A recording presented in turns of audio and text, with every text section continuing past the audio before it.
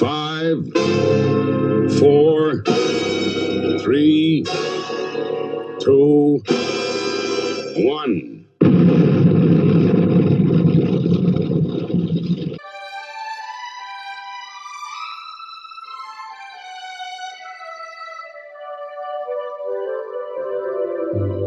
You're old, corroding like a geezer.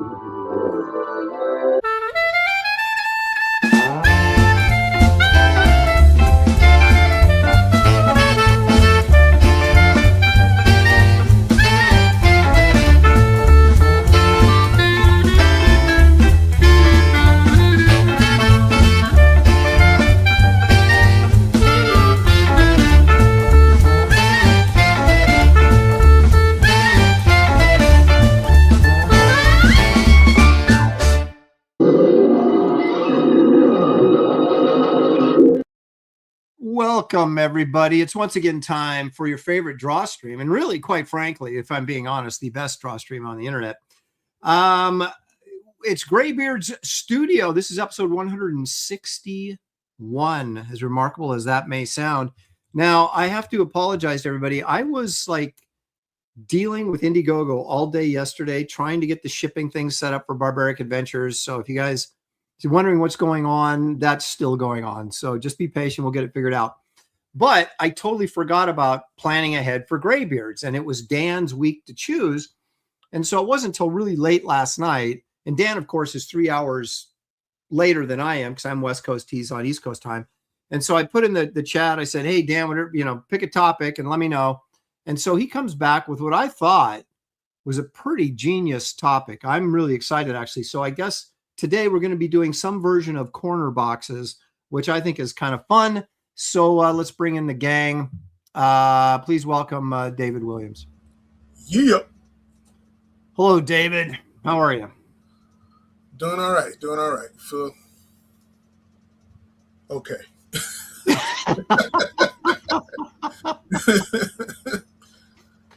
Well, let's bring in a guy would be desperate to be just okay. It's Gary Martin. Hello, Gary. True. Aaron, did you ever play much tennis in your youth? I did, actually. Kind of in junior high, middle school, I kind of went through a tennis craze. It was Borg and John McEnroe and Jimmy Connors and those kind of guys. So, yeah. Yeah, we had it. I had some friends that played quite a bit, like when I was in high school. But I never really got into it. The depressing thing about tennis to me is no matter how much I played, I was never good as a wall.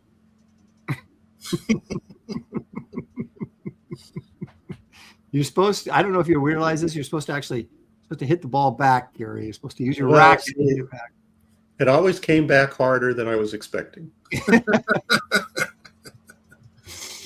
Oh, man, I could have walked right into a joke there about being harder than you expected. But ladies and gentlemen, please welcome Dan Lawlis to the show.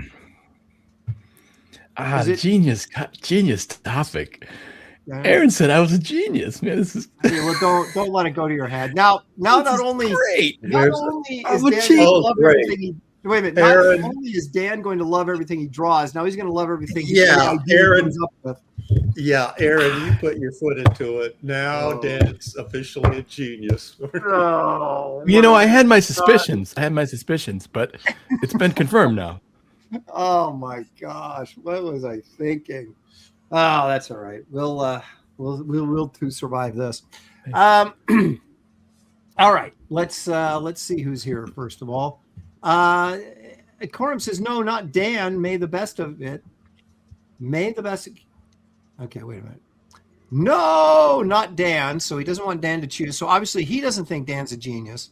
And it says may the best of it. And to say make the best of it. Make the best. Okay, gotcha. Can't wait to see what's in store for us. Okay. Yeah. Well, I didn't have any information last night when I had to make the title card and everything. So I just put that guy with bulging eyeballs and screaming because it just says Dan chooses. Yeah. So we were all just kind of nervous. But I think you came up with a genius idea. Yeah. Oh, creative phase. He's like, I'm done. I'm through. Oh my goodness. Past Master Dan is here. Creative Faye. Yeah, she's confirming that I have been actually announced for SummerCon in Puyallup, Washington, June 18th. I will be there. So, and you know, if you come by with money in your hand. No, I'm kidding. Come by and say hi. Yeah, don't forget that part. Yeah, don't forget the money part. And if Angela Chocolates Curry shows up, I'm expecting a box of chocolates from her, but we'll see if that pans out. Night Elf DK is here. Randy Howell, all the way from Canada. What is this? For Gary to make that face in the thumbnail, I bet Dan chose to update Marvel superheroes with a disco theme. Hey, I don't know what he's talking about, but I like that. Well, you could. Isn't who's the chick, the Dazzler? She was like a disco roller skater, wasn't she? Yeah. So you're halfway there. You can use her. DF 58008. People in the chat, now that Kelsey has emerged again from the swamp, is saying, bring Kelsey back. Kelsey will come back on Graybeard's at some point when he's ready. And it may be a surprise to all of us when it happens, but yeah. It may take a bottle or two to get him on the show, but we'll get him there. That's right. But he knows he's welcome, and so there is sort of a very loose plan on bringing Kelsey back, but we'll see how it pans out. Pantheon is here. Rand Arrington joining us. The cool thing about Kelsey being back, Aaron, I'm sorry. Go ahead. The cool thing about Kelsey being back is that he's posting more artwork now, or he's posting artwork now. And I realized today that life is better when I get to see art from Kelsey. It really is. This stuff is good, yeah. Yep. And we can't get enough good artists. So Lone Star Viper is here. Leg Kick is here because Leg Kick is always here. Unbuggable is joining us. Stealth X5 is there. Look at this. I expect money today, Stealth, for that kind of sass. 3 minutes. What? So Wait a minute. You're late. So what kind of employee are you? Cats and money that he has given in the past means nothing. Nothing. You don't get to come in. Aaron, and I just don't think you understand the employee boss relationship. It doesn't work that way. Okay, well, you give them something not late. You show up to work. You show up to work not late, and then you get paid. Okay, well, I got to admit, I'm still a little edgy because of all my Indiegogo experiences in the last 48 hours. So maybe that's affecting my mood a little bit. Repairman Jack is here. Robert the Bruce joining us. We haven't seen Robert in a little bit. Pity Maw's here. Pity Maw's, she's like Leg Kick. She's almost always here. Sequential Treasures. There's Dan Lawlis in the chat. He's also right in front of you live on the screen. DF keeps saying anime. I just don't think that's going to happen. Alex Gordon. Could throw in an anime face, possibly. Alex Gordon is already declaring David the winner. This show is not a competition, of course. It's just David showing up. Hey, I have a question actually about that. If we're the greatest drawing show on the internet, who's the greatest on this show, which makes them the greatest drawer on the internet? So that's interesting when you think about it. Well, there's this is how I would rank it.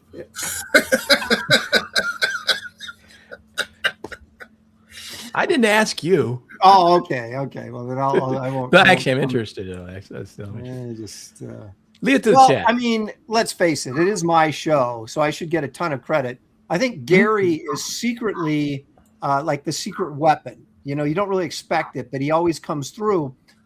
David hardly says anything, but when he does, it's usually pretty funny or impactful. Farty, yeah. And then there's you, Dan.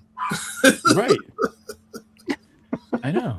That's probably the greatest. Then I thought you're building up to me right there. That was kind of like there's Gary, there's David, and then Dan's the wild card genius. Yeah, well, that's right.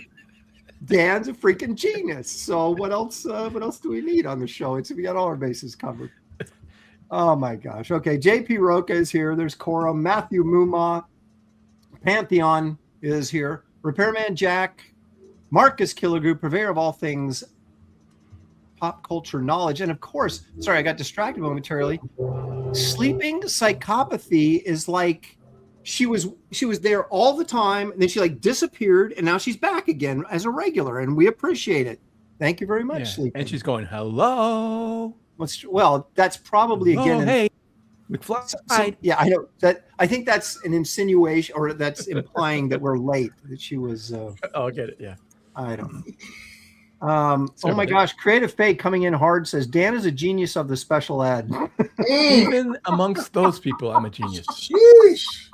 Even amongst that category. Craig 69 says, I'm not here. Really, Aaron, it's true. Not here. I'm as absent as Gary Martin's signature. Sorry, Gary. That's the last time, I swear. I thought you got one.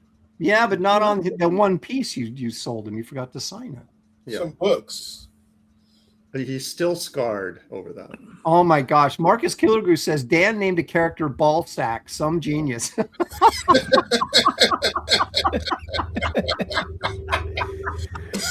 Not one of my finer moments. Oh boy. Here come all the genius comments now. I'm finally catching up to those. Yeah. Well, that is comedy gold, so you might, that still might qualify. Yeah. Oh Lord. Okay. Sean Willits is here. I'm all right. We're like 10 minutes in the show and I'm already crying. Yeah, I know. That's what I mean. Is there any show that's better than this? I just don't think there is. And the chat is a large part of it too. Gollum Wolf is here. There's Gray Wolf Graphics. Bro Barbarian 69 says we need more. What is with you guys?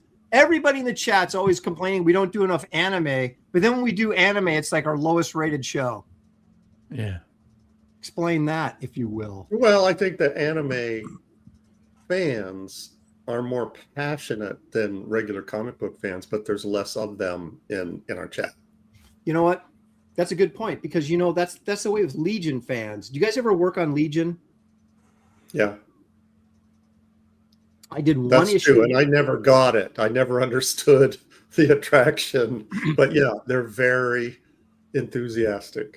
I did one issue of Legion, and I had two guys contact me and wanted to buy the entire issue unseen. I wasn't even done with it. It's crazy. Yeah, I did one. Yeah, so I know what your follow-up phone call was to your editor saying, more Legion. Yeah, give me more Legion. Oh, it was. I was working on a Jim Shooter script, and I told you guys this before, but the script itself was 62 pages long for a 20-page comic. It was so dense, and it was so much work. I was like, I'm never doing this again. So, David, you said you did an issue of Legion? Yeah, it was not fun. No, it's just like there's like 1 million characters. But I had to work off of that. Was it 9-panel grid thing? And it sucked, just drawing everything in those little teeny boxes. I was just I know. I don't like Who wrote the script? Giffen? Giffen, yeah. Oh, did he really? Yeah. Yeah, I drew. Keith wrote the Agents of Law I did at Dark Horse, and yeah, he had the 9-panel grid or 6-panel grid sometimes. And it got restrictive at a certain point. I just said after a couple of issues of that, I said I just got to branch out and do something more than that. Were they that uptight about the grid, or was that Yes, just like they were very uptight. Really? Yeah. I could have did more issues, but I couldn't hang. I was just like, no, I can't do it. Yeah. 9 issues? That's crazy. And him being an artist, I don't really understand that. In my case, I didn't complain about it too much because Keith did breakdowns, kind of rough stuff, and being an artist, he designed the panels well. So I liked it. I liked following his stuff. It was enjoyable. But then at a certain point, I just gotta, break out of this panel grid kind of thing a little bit, But it was cool. See, I did a little bit too much of that with Jim Shooter's script, and I think I pissed him off. But He was just a writer then. He wasn't like in charge of Marvel, so he could be as pissed as he wanted to be. He's a Monster is here. There we go. Stealth with $2 says hello. Thank you, Stealth. We appreciate that always. Hello. And there he is. There's the $2 for you. So that's the that's the money I was requesting. Yeah. Yeah. You're lucky. You just lucky he's in a good mood today. Yeah. Stealth, you're officially off Aaron's blacklist for now. Sleeping psychopathy. Now he's gonna take it back. He's gonna take that $2 back. Sleeping psychopathy says, lol. Things calm down at work just slightly enough for her to be able to join us again regularly, and we appreciate that. Calm down slightly enough for you to goof off? Is that what you're saying? You're happy to be part of it. Now she's still giving me crap about making ball sack jokes. Well, we all have our weak moments sleeping. You know how it is. Mm-hmm. Darren Wagner for 2 says, hail the tardy. We weren't even that tardy. It was like a few minutes late. Like 3 minutes. 2. All right. I don't care if you gave me money or not. But anyway, you can check out Darren Wagner's Demifoot over on Fund My Comic, which Dan Lawlis has contributed to. A couple of trading cards, I believe, right? Yeah. Some cool stuff, man. I think. There's old Bob and KC. He says Michael Turner's Fathom. A little late, but Dan, question. Backing up a little bit, did Darren have to make a certain amount of money in his campaign to pay you? No, I didn't think. No, so. He paid me immediately. Okay. Gary, what are you getting at? Nothing. I'm not sure what your implication is, Gary. No implication. Just move on. I don't think he's a starving artist, Gary. So that's. Okay. Let's see here. Balton Saijin is here. Do we say Matthew Muma? I think so. There's Mortal 5. I'm here for my punishment, Mr. Lopresti. What does that even mean? Are they watching the show is punishment? Could be. Is that what that? Do you think that's what that means? Yes, I do. This guy is a mod, for crying out loud, and to talk to me like that. No, this show could be considered punishment by some people. I suppose. Well, depends on your point of view. Some people like it. Other people consider punishment. All righty, let's see here. Sequential Treasures for 5 says Dan needs to make some new business cards that read "While E. Lawless, super genius." That's not bad. That's not bad. Yeah. Not bad. Especially for $5, that's not bad at all. Make some ingenious devices. Blackjack is here. There we go. I think I made it through. Okay. All right. That is everybody in the chat that has spoken up so far. So thank you guys all for joining us, and we'll see you next week. No, I'm kidding. We're just going to get going here. Well, you forgot. Corey Nelandis said Dan looks like a cool kid. I think that's important to note that comment. I didn't see that. I saw it. Just by merely turning your hat around.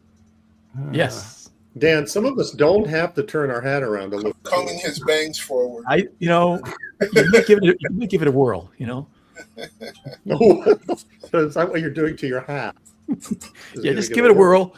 Trust me, it works. Aaron, you too. Trust you. You guys. Yeah, okay. You look at like David's up there. He's got kind of a backwards sort of thing going. That's not backward or whatever. I don't have any. See, if I had the hair hanging out, it might work a little better. See, we look like punk kids all of a sudden, man. Well, you got the extra shiny spot there coming out of the peak. I know, right there. That's why I wear a hat, is because of that. Right, because it doesn't. I'm assuming it doesn't get much sun. Oh, that part. You're right there. It's still. See, I can't do it there. It's just practice. Do it sideways. No, keep it like that. It's like a lighthouse. The shining beacon. Now, I know who you pretentium. I know who you pretentium. Pretentium. Says Aaron, what do you think about your 9.8 grade in Warlock for Wraith of God? Well deserved. Thank you. My only complaint is I think someone graded out higher than me. So I got a 9.8, but I think, was it Ethan or somebody got a 9.9? So I was very disappointed in that. I finished second. But no, that was very nice. It's nice that people appreciate your work, for sure. I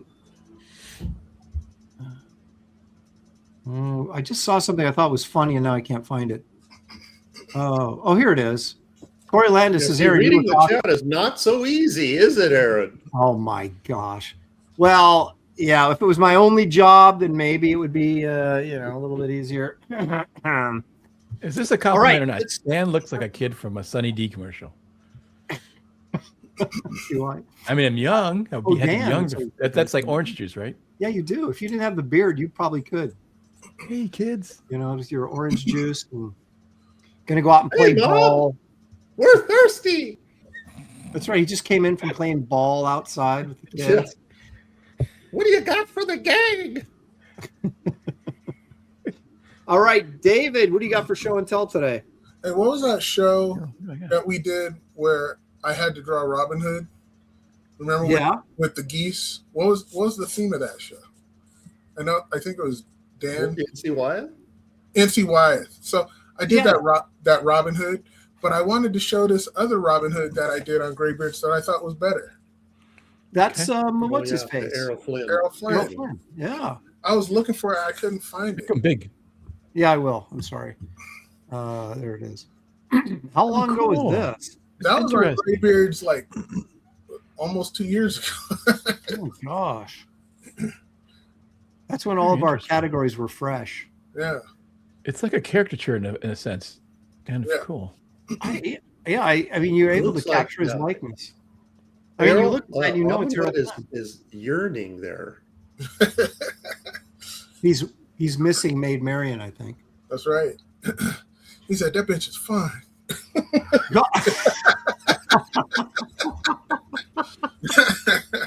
That was the Alex Raymond episode, says Gollum Wolf.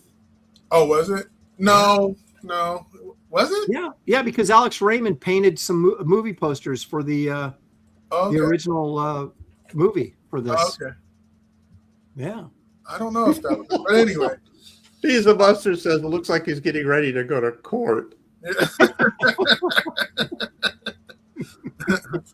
But I sent you the link of all the latest stuff on my X, so you can go check that out. Of course you did. Hey, guess who's calling? Check this out. Listen. Okay. Call from Kevin G. Yo. Hello? Oh, man, he didn't answer. I think he knows. Yeah, he goes, oops, wait a minute. Hold on. I'm going to call him back. He hung up right away? I'm calling him back. You in trouble now, boy.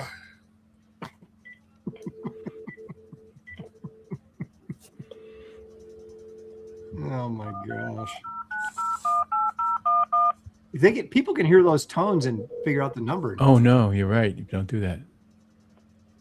Yo. Why do you keep calling during Graybeard'S, man? Dude, I'm telling you, man. I as soon as the phone hung up, I'm like, oh man, it's Wednesday. So. Oh, okay. Yeah. So my bad. So hit me back later. I'll talk to you later. Say hello to everybody on Graybeard'S. Hello, everyone on Graybeard'S. All right,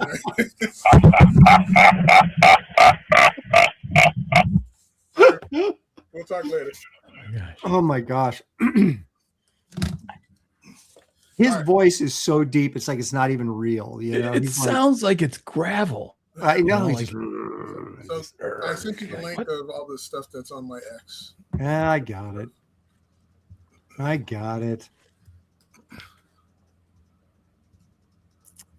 Here we go. All right. Well, that's not it. There we go. All right. So this. Oh, wait a minute. When did you do this? Did that a long time ago. So that's a piece that I drew, Arthur Adams inked, and Kelsey colored, and it's three covers. Whoa! So is this for Invincible? Invincible. Yep. So Arthur inked it. Yep. Now, who got the originals? Sold it to Robert Kirkman. he bought it. Oh, okay. I've seen this before. This is cool. Yeah. Why is the man wolf in here though? Yeah, right. Looks just like the man wolf, but I had a completely different wolf head, and Arthur said no. Oh, so he changed it to this? He changed it to that because he's a creature guy, so he had to tweak it his way. That's cool though. Get that opportunity, all three of you guys work together like that. That's great. Yeah. Not too many artists out there could claim that they have all three of those two guys on their work. Yeah, man. I'll have to see if I can talk Arthur into inking something of mine. I'm sure it'll go over really well. Legends of the Dark Knight covers that I did. Man, they didn't run this as black and white, I assume, right? No, they didn't.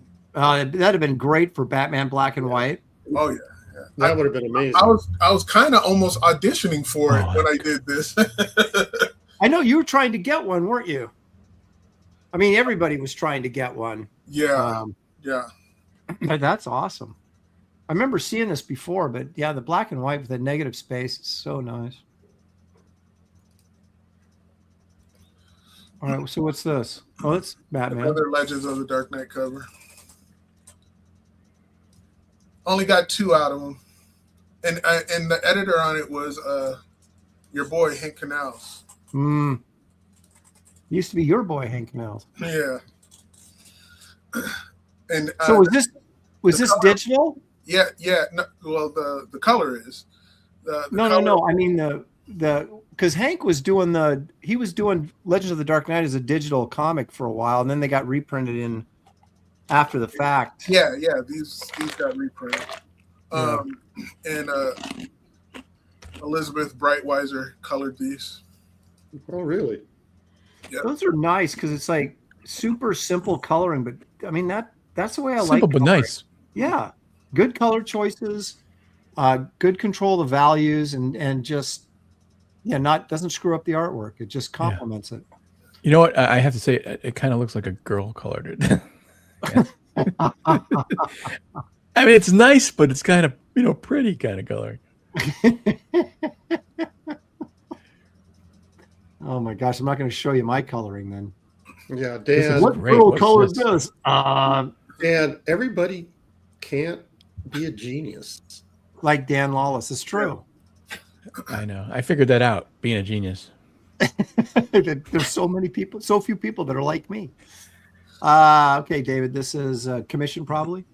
Yeah, this was, someone wanted an Amethyst. I don't know anything about that character, so I was just guessing as I went along. Well, this is a magical character. This is pre my Amethyst. No, it isn't. This is post my Amethyst. Yeah, I didn't even know you did Amethyst. Like just until this second, you didn't know.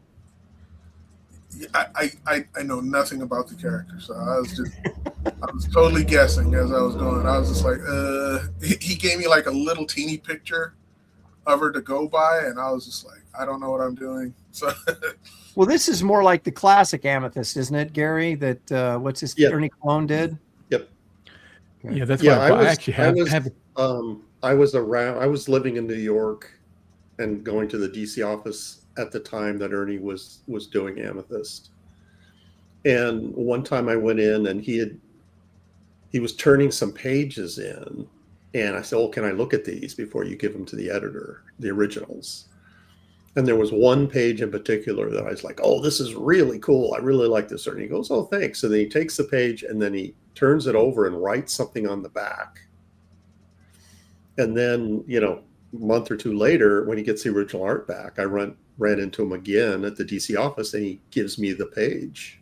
Oh, wow, that's cool. And that's what he wrote on the back. He just wrote my name on the back. Who to give it to? Oh, that's cool. So, Aaron, do you have any Amethyst pages that you'd like to show me? You know, Gary, I actually have a stack of them, and I probably would give you one. Dan, I didn't say, "Can I have this page?" I just complimented him, and he just. That's the way to do it. I mean, that was Ernie in a nutshell. He was extremely generous and a cool guy. Yeah, I actually bought this comic book when it off the stands because I was attracted to Ernie's work. So I didn't buy it for the character. I bought it for the art. Very cool. Did you buy mine when I was doing Amethyst? I did. I didn't see anything. I think I was. I mean, I remember I was out of comics for a while. That's fine, dude. I don't want. Okay, let's move on.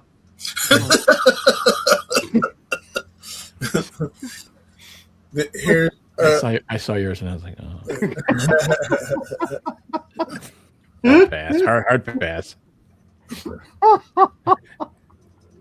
Okay. This is commission? Yeah, these were all like Heroes Con commissions. Yeah, so that is man, I should have got one from you at the convention. Jeez. I mean, a convention sketch of this sort, man. Yeah, I know. Oh, it's crazy. I know. What were you charging for these back then? Either $400 or $500. Okay, well maybe I wouldn't have bought one from you. I would have guilted you. What can you get me for 200? That's great. I like that one too.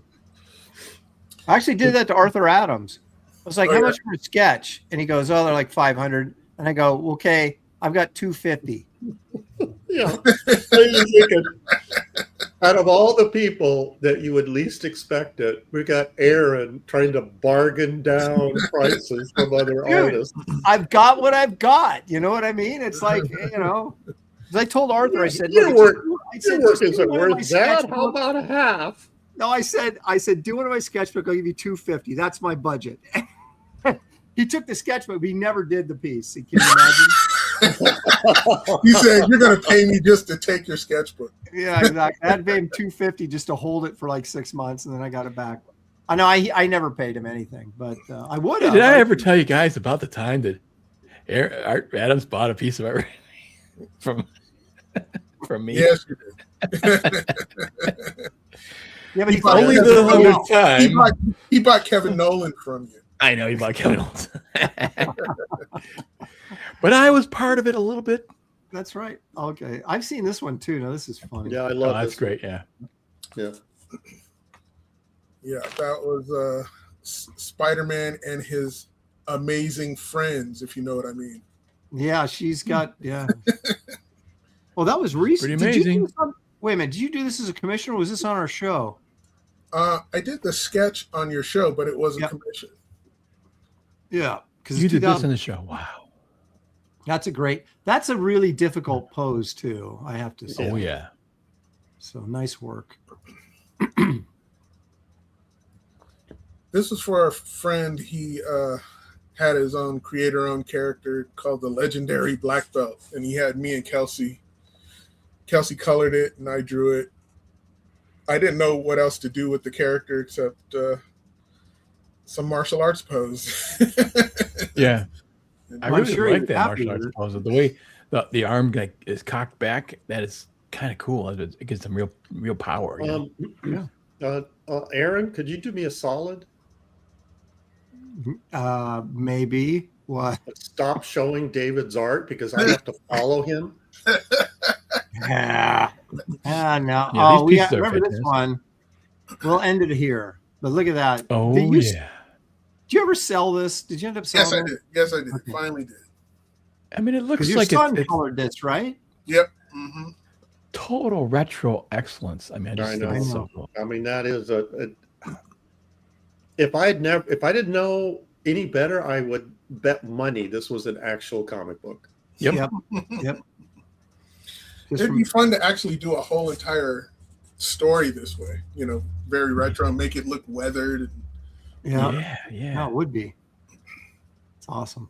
Yeah, I remember you did that on this show too. Yeah. It's like, I just noticed Robin's little skinny legs. Yeah. Such a wimp. I hate Robin. Don't get me started. Okay. That's some really good stuff, as always, from our good friend David Williams. All right, Gary, let's see what you got. You got anything to measure up to that? No. Oh, now hang on. Confident. Woo! Look out. This is a commission. Someone got a hold of the original script to a Betty Page story that was never published. and it was a 4-page story. Tony Mears had done a previous story in the Betty Page comic, and he had done layouts, or roughs, as they call this, for the story. And so the client wanted me to finish it. And I took it on, but then after several months, I realized I was in over my head. So I called, who, David Williams, and David tightened up the pencils, which, boy, helped me out quite a bit. So this is, you see how rough this is. Mm-hmm. I mean, there's no detail at all. This is Betty. He's obviously, Tony spent more time on Betty than, anything else. Okay, so here's the rough, and then here's the finished inks. Oh man! So that's so cool. Yeah, going from the script description of what the environment and all that, and doing finishes, you have to add blacks and that kind of thing. So this is just page 1. There's 3 other pages. I'm not going to show those because this is, like I say, is a private commission. But yeah, it took us months to do this. It was so hard. But we got it done.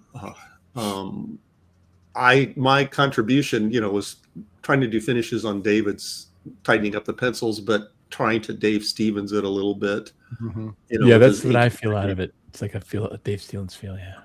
Go close on that Betty. On that booty or that Betty?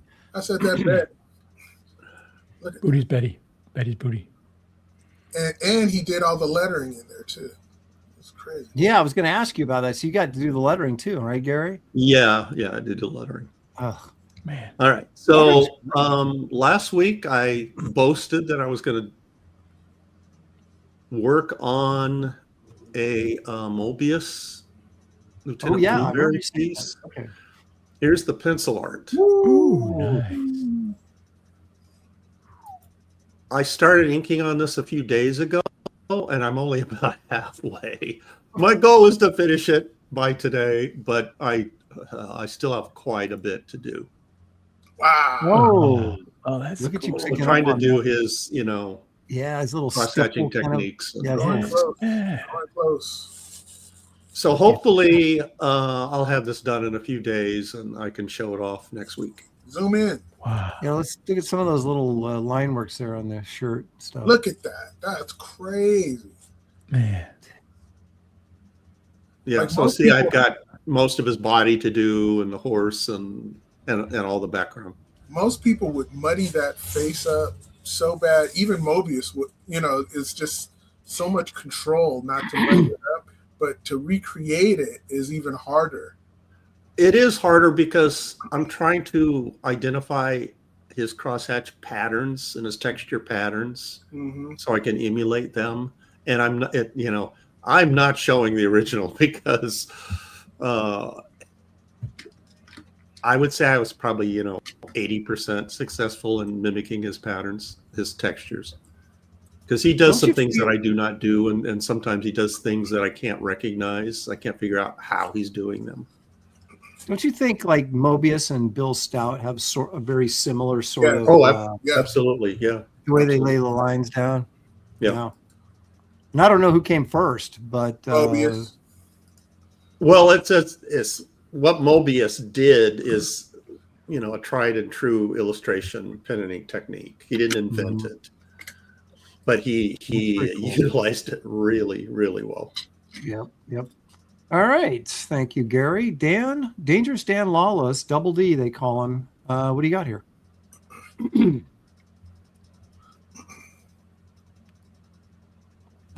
Another your mic went out. Yeah, Dan, you're muted. Sorry. Okay. This is I thought this was interesting because this is a recreation that I did on Kings this past Monday. I thought the idea was put your character into a famous comic book character cover, and so I put that's Boulder Dash, right? Yes, it is. Nice try. Now, Dan, why would you pick Try to destroy it? He's got his arms raised because he's a over-the-shoulder boulder dash. Yeah. No, he's just showing you his deodorant. He's dry. Yeah. So, dude, why would you pick something so freaking complex to do on a? How long do you have to do this? 2.5 hours. You got this done. That's pretty amazing. You got that much done in 2.5 hours. I mean, I eliminated a lot of the. There's too many characters here. Plus, it was as I'm looking at, like, I can't even figure out what exactly is going on here with this figure. That guy's back is split open. I think, like he chopped his arm. Yeah, his arm shield in half. His head's down here. The green round thing is his head. And that's his neck. That's his like shoulder and arm. How did he even get away with that for a cover back then?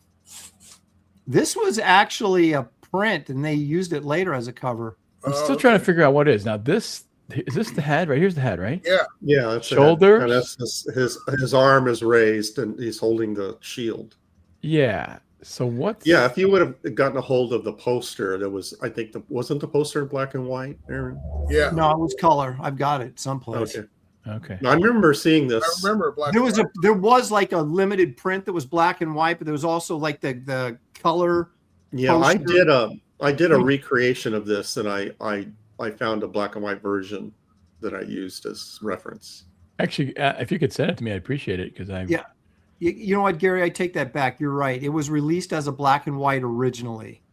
And then Marvel, I apparently bought it from him or bought the rights to use it as a Conan cover. It was like in a giant size or something. And then it was colored up. And then I think they released a colored poster of it after it was colored.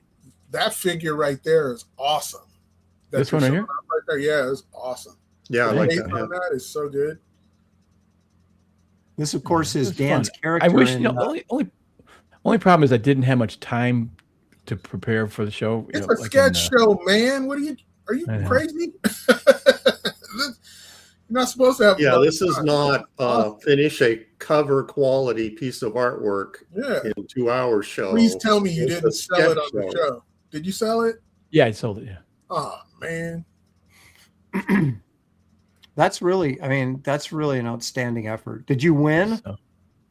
No, not even close. Oh my gosh. That's insane. Yeah, I think that the voting on the King's drawstream is a little. Someone drawing a penis win. Now, wait a minute. I usually win on King, so I would like to dispute that. But see, you're just confirming my suspicions. Okay. Well, one of the problems is, I draw in pencil, and it doesn't really. You can't really see it. You have to like this is scanned in, and then I duplicate the layer and darken it, so it gets darker. But the original, it's kind of hard to see it. I don't agree with that because your stuff looks like finished ink. It does, except when you zoom in. But from here, it looks inked. Yeah. Gollum Wolf says, "You done succeed." We don't have a clip for that. Because it's "You ain't succeed" is the clip we have. Anyways, yeah, it was cool. But, I wish I said if I had studied it a little more, then I could really capture it better. But it's all right. It's cool enough. That's exceptional, especially for the time you had. Yeah, that head on a pike he's not too happy with the whole situation. Oh, I love that. That kind of is again, you have this nice little weird not weird, but you have this nice combination of Wrightson and Frazetta in your stuff. And I was going to go, that's a great Wrightson head, but I went, well, that's kind of a Frazetta head too. And then I went, that's a Dan Lawlis head. Yeah, it's just classic drawing stuff, dynamics. Yeah, that's cool. I think the whole shoulder here is a little bit jacked. You're being a little bit too self-deprecating in this. You need to toot your horn like you normally do, Dan. Yeah, tell us how much you really like this, Dan. Well, it's not genius level, I could. No. That's all I'm saying. That's all Dan strives for now is genius level. If it's not quite genius level, he throws it out. Forget it. It's unworthy. There's times I don't actually love my artwork, guys. So that's just I don't know that that's true.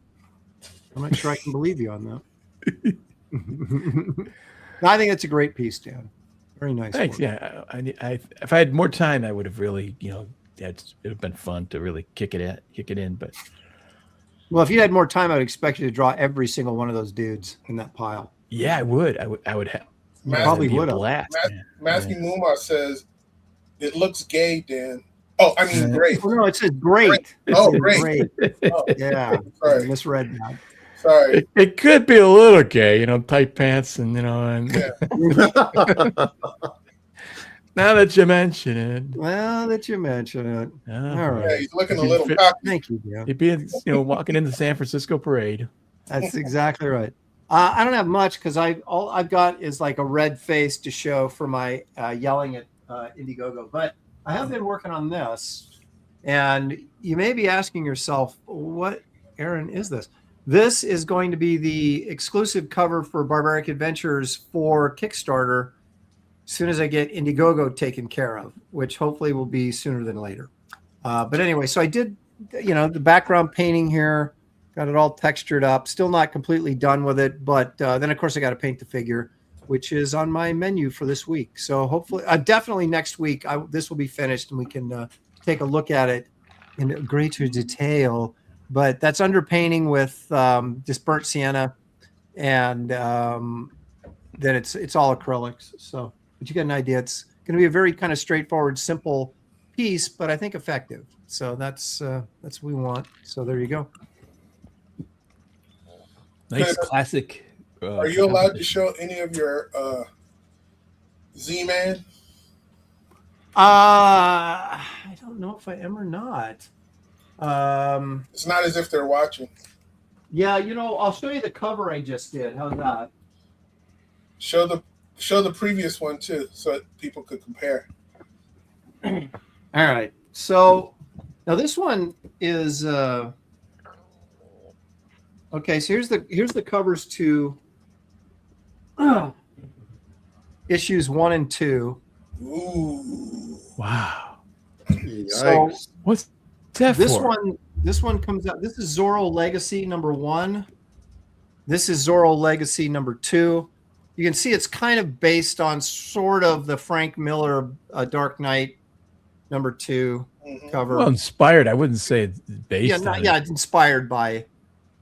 It looks very different. I am very pleased actually with how these have come. I sound like Dan, but I'm very pleased with how these. Yeah, they're good. They're really, really awesome, man. They are. And then I just did the third cover, which I probably really shouldn't show, but Yeah, show it. Oh, that's cool. Look at too. Ooh. Okay. Nice. That's not Zorro. That's Batman. Right? It looks like Wraith of God. Well, this is like the new Zorro, right? Yeah. So. He's got the Wraith of God cloak. Mm-hmm. Nice. Or the McFarlane cape, as we like to call it. Yeah. Yeah. I just noticed the price sticker on it. It's like you have the price, but there's like 5 other prices scratched out. Well, don't you do that with your portfolio? It's like you sell a page and you put a new one in there, and it's like then you got to cross out that price. Nope. I replaced the sticker. Yeah. Oh my gosh, It's all about Price is slashed. Aaron's comic art flea market. Go back to that cover again. What is that? That's Shadow Man, and then this one. So this is for Alien books too, because they have the Valiant covers. So that's for Shadow Man cover. I think this is actually already out. Someone told me they actually bought this book. Oh, sweet. And this was my Metamorpho miniseries appeared in this book. That's Firestorm, obviously, and then the Metal Men down here, and then I think that's Sugar and Spike, Keith Giffen's version. Anyway, this is inked by Matt Banning. Is that the real Firestorm, or is that black guy version? No, it's the original Firestorm. Oh, cool. So that's what those are. So anyway, just some fun stuff. Here's a Aaron Steel Rage says stickers ain't cheap. Look at that one. Yeah, look at that one. About prices. The one on Dude, Aaron, look it. the sticker. No, okay, look, here's the real truth. These things these things you've used it like 6 times already. All right, here's the deal. These things, when you try to peel the sticker off, it tears up the plastic sleeve. So Aaron, you know how to fix that? Just put a new sticker on top. Okay, of it. smart guy. But here's the thing: you keep doing that, and pretty soon you got this big, thick thing that's like an inch thick of stickers on there. And then how about go buy a new portfolio, you cheapskate? Okay, well, if you can't afford stickers, there's no way. Hang on a second. Okay, so this is I can't afford stickers. What kind of tackiness is your stickers got? Betty and Veronica cover. That's cool. That's very really cool. Nice. There you go. So, and of course, Damage, that great series I worked on that no one read. I have a lot of those in my career. You got a lot of your art still. Yeah, well, what are you gonna do? Sell it. Well, yeah, but look at this. Look at this. Now you got me going. But check this out. Can you imagine how much this would go for if this was a Hulk page instead of Damage? Yeah, right. Man. Right. Wow. How long did that take you to do? 2 days. Are those guys that are flying around, are those people that you don't like? Yep. No, they're Army. There's Army guys, but look at the guns are even accurate. Or pretty accurate. As accurate as I can do. Trying to What get are you that laughing golden at? action going. No, just like all to look at. And he's like, look at this gun. Wait, Well, I mean, I'm terrible at guns and stuff, so I'm always proud of when I pull one off. did you ink that? No, Matt Ryan did. Oh, okay. But I was really proud of the work I did on this book, and it's just like nobody cared. What character is this again? Damage. He was like their Hulk character for a short period of time. Boy. I think we got 17 issues out of this before it got canceled. What's his color? What was he colored like? Blue. I don't know. I never really understood the black, banded Black arm stuff. I don't really understand what that is. Just, wearing a tank top too much. I guess. You got that thing that Michael Jackson has. Yeah, it's vitiligo. Yeah. Exactly. But anyway, so yeah, okay. I like the design. I like the black arms and white. It's kind of like, a killer whale or something. Yeah, I didn't design it. I think. Okay, I'll show this too since we're doing it. As long as I have this portfolio in my lap. No, we did a Monster Island shtick, and I ripped off Fing Fan Foom to put in the story. Yeah, just tear that weird looking dude off and just keep the dragon. Yeah. So he was like trying to eat him, and then he just busted out and knocked his teeth out, and very cool.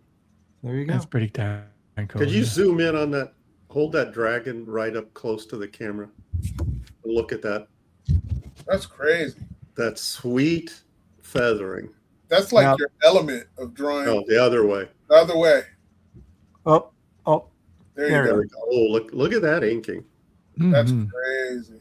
That's nice. That's some control really cool. right there. Yeah. Yeah, Matt is exceptional, man. Yeah, he knows what he's doing. Yeah. So anyway, there you go. But enough about me. All right, so we're doing more Aaron. That's the wrong with this show. There's not enough Aaron. Okay, so we're doing corner boxes. I'm actually kind of excited about it. I'm not sure. I kind of feel like I want to do a Silver Surfer corner box, but why not? I'm going to start drawing faces. That's a Green Lantern, and I saw Ivan Rice with the exact same pose. He did this Green Lantern piece, and I was like, man, that's good. And then I sat there and went, I can do that. And so I just drew the same pose he had, just to prove to myself I could do it. And it turned out pretty good, so I guess I'm going to ink it now. That's pretty much most of artists' motivation. As you look at somebody else's art, you go, hey, I could do that. Exactly, and I'm going to prove it. Look what I just got, Gary. Today? Just now. Oh, okay. Is that Open books it up, from Kirby? man. Yeah, I'm about to. Randy Howell for 5 big ones says Zorro Legacy #1 by Alien Books. What does FOC mean? June 1st. OSD July. So it's supposed to be on the stands by the 8th, I think. I don't know what the. But anyway, thank you, Randy. Those mean either. FOC means fall.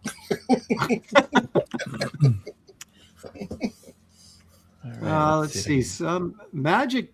Magma Liquor. Okay, that's. What? He says Magma Liquor says I'm really into Moon Knight lately. His design is so cool. Has a new comic out that is really good. Okay. Yeah, well, that you only get one lick if you make lick magma. Oh, Justin Soto says final order cutoff. So FOC is final order cutoff. And then OSD is on sale date. Thank you, Randy. Appreciate that. Yeah, I didn't know that either. And I'll forget it by the end of the show. But at the moment, I feel like a genius, like Dan Lawlis, because I know stuff now. Yeah, you guys who buy books and read books, you expect, because we do stuff that's being published, we know what this stuff means. We have no idea what any of this stuff means. I announced last week that this week in my bargain books I was going to sell Kirby, and so David said, "What do you got?" And so he preemptively bought anything from you. Yeah, he cherry picked these 3 books out of my Kirby collection. Okay. Ooh, pencils and inks. That's cool. I've never seen that book. I'm about to bust. I don't think I could do the show today.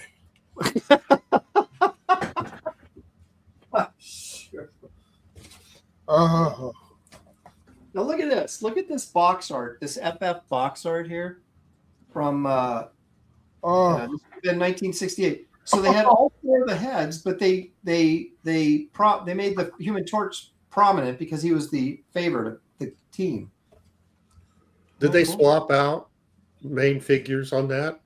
I don't know that they did that. I think they switched it after a while, like, and the Thing was up there. But I can guarantee you, Ms. Fantastic or whatever her name is, Invisible Girl, was never up there. Yeah, you're probably right. And I don't know how you could have gave this up, my friend. Aaron, did you do these 3 close-up frames on purpose? I wanted to get rid of Dan.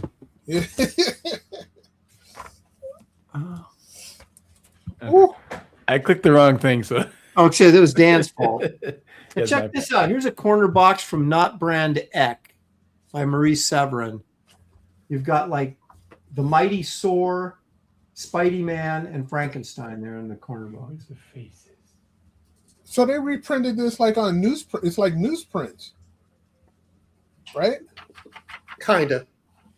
I want my books to be printed like this and colored like this. It's not as if I'm going to do books again, but yeah, you can. On printers can do that. Wow, this is so cool. I'm losing my mind. Well, I've got more Kirby. What today? And bargain wait. books. Yeah, I found a couple. I've already seen. I found a couple that I forgot I had. Uh-oh.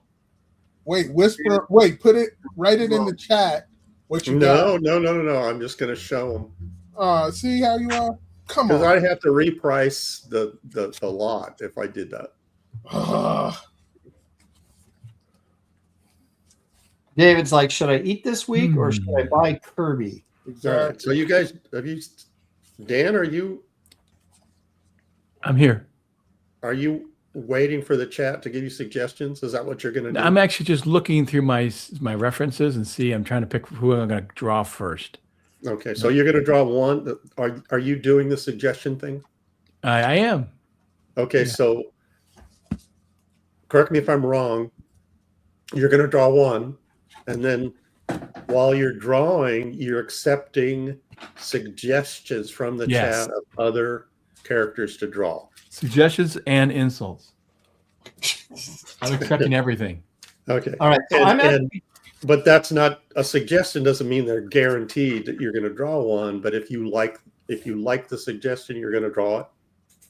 Yes. Okay. So as Dan is drawing, I can't believe I'm saying this. As Dan is drawing, we encourage the chat to give don't say that. of characters, other characters for him to fill the page. Don't say And I will read them out. Oh no. Well, yeah. So Dan, what's the first character you're drawing? I think I'm going to draw Thor. Thor. Okay, well, Randy Howell is already first at bat. He's suggesting Galactus. Okay. Darren Wagner. I kind of want to actually though. I kind of want to. This is. I think I'm gonna quantify this as heroes. Give me heroes. Heroes. Okay, but you guys slow down on the suggestions because he's just started drawing. I think you need wait until he's almost done and then let him have it. You have a like I say, okay, we're getting Ms. MODOK, Iron Man. Wonder who said Ms. MODOK. Yeah. You have a time limit. Didn't you already do Ms. MODOK? Are you giving yourself a time limit per headshot? Am I? I didn't agree to that. I'm asking. Wannabe, so I don't even Darren Wagner. No, there's not going to be a time limit for headshot. Let's change some of the rules. Only one suggestion per person. Okay. Please. One suggestion. Okay. What if I only get one head done in the whole show? Magma Liquor says, of course, What? It says Moon Knight. Justin Soto says She-Hulk. Darren Wagner, no more suggestions. I'm not reading yours anymore. He's just going to say MODOK anyways. And, okay, Justin Soto says a second Moon Knight. So That's not anything new. All right. I had to get the Sleeping. box. Yeah, sleeping. The suggestions are for Dan. He's drawing a series of superhero headshots, and he's taking suggestions for other ones, and he's drawing Thor first. So we got Dan. Are you writing? Are you remembering any of these? No, but I no. So I suggest you hold off on the suggestions until he's ready for some, because like I say, I'm reading. Okay, I'm getting Creative Faces, Judge Dredd, SXS as Daredevil. Daredevil says Optimus Prime. See, he's going to forget all that by the time he's ready for. No GoBots. I've done that. I've already suffered through that. Yeah. Okay. So hold off on Bill, Bad Adam. Hold off on the suggestions until he's ready to. Yeah, Daredevil sounds good. That sounds fun. Then Aaron, what are you doing? I've actually measured so that the box is actually this. So you're just you're measuring the box to make sure it's in proportion. Yes, that's exactly what I did. Okay. Well done there, Aaron. Good box. Thank you. That sounds like procrastination. David, did you measure your box or did you just? It's called genius, Dan. This is what geniuses do. They go the extra mile. I don't even need to measure my mind. I can just measure my eyes. Hold on a second. He's a Monster is encouraging me to read his suggestion. Sleeping side copy cosplay. I don't even know what that is.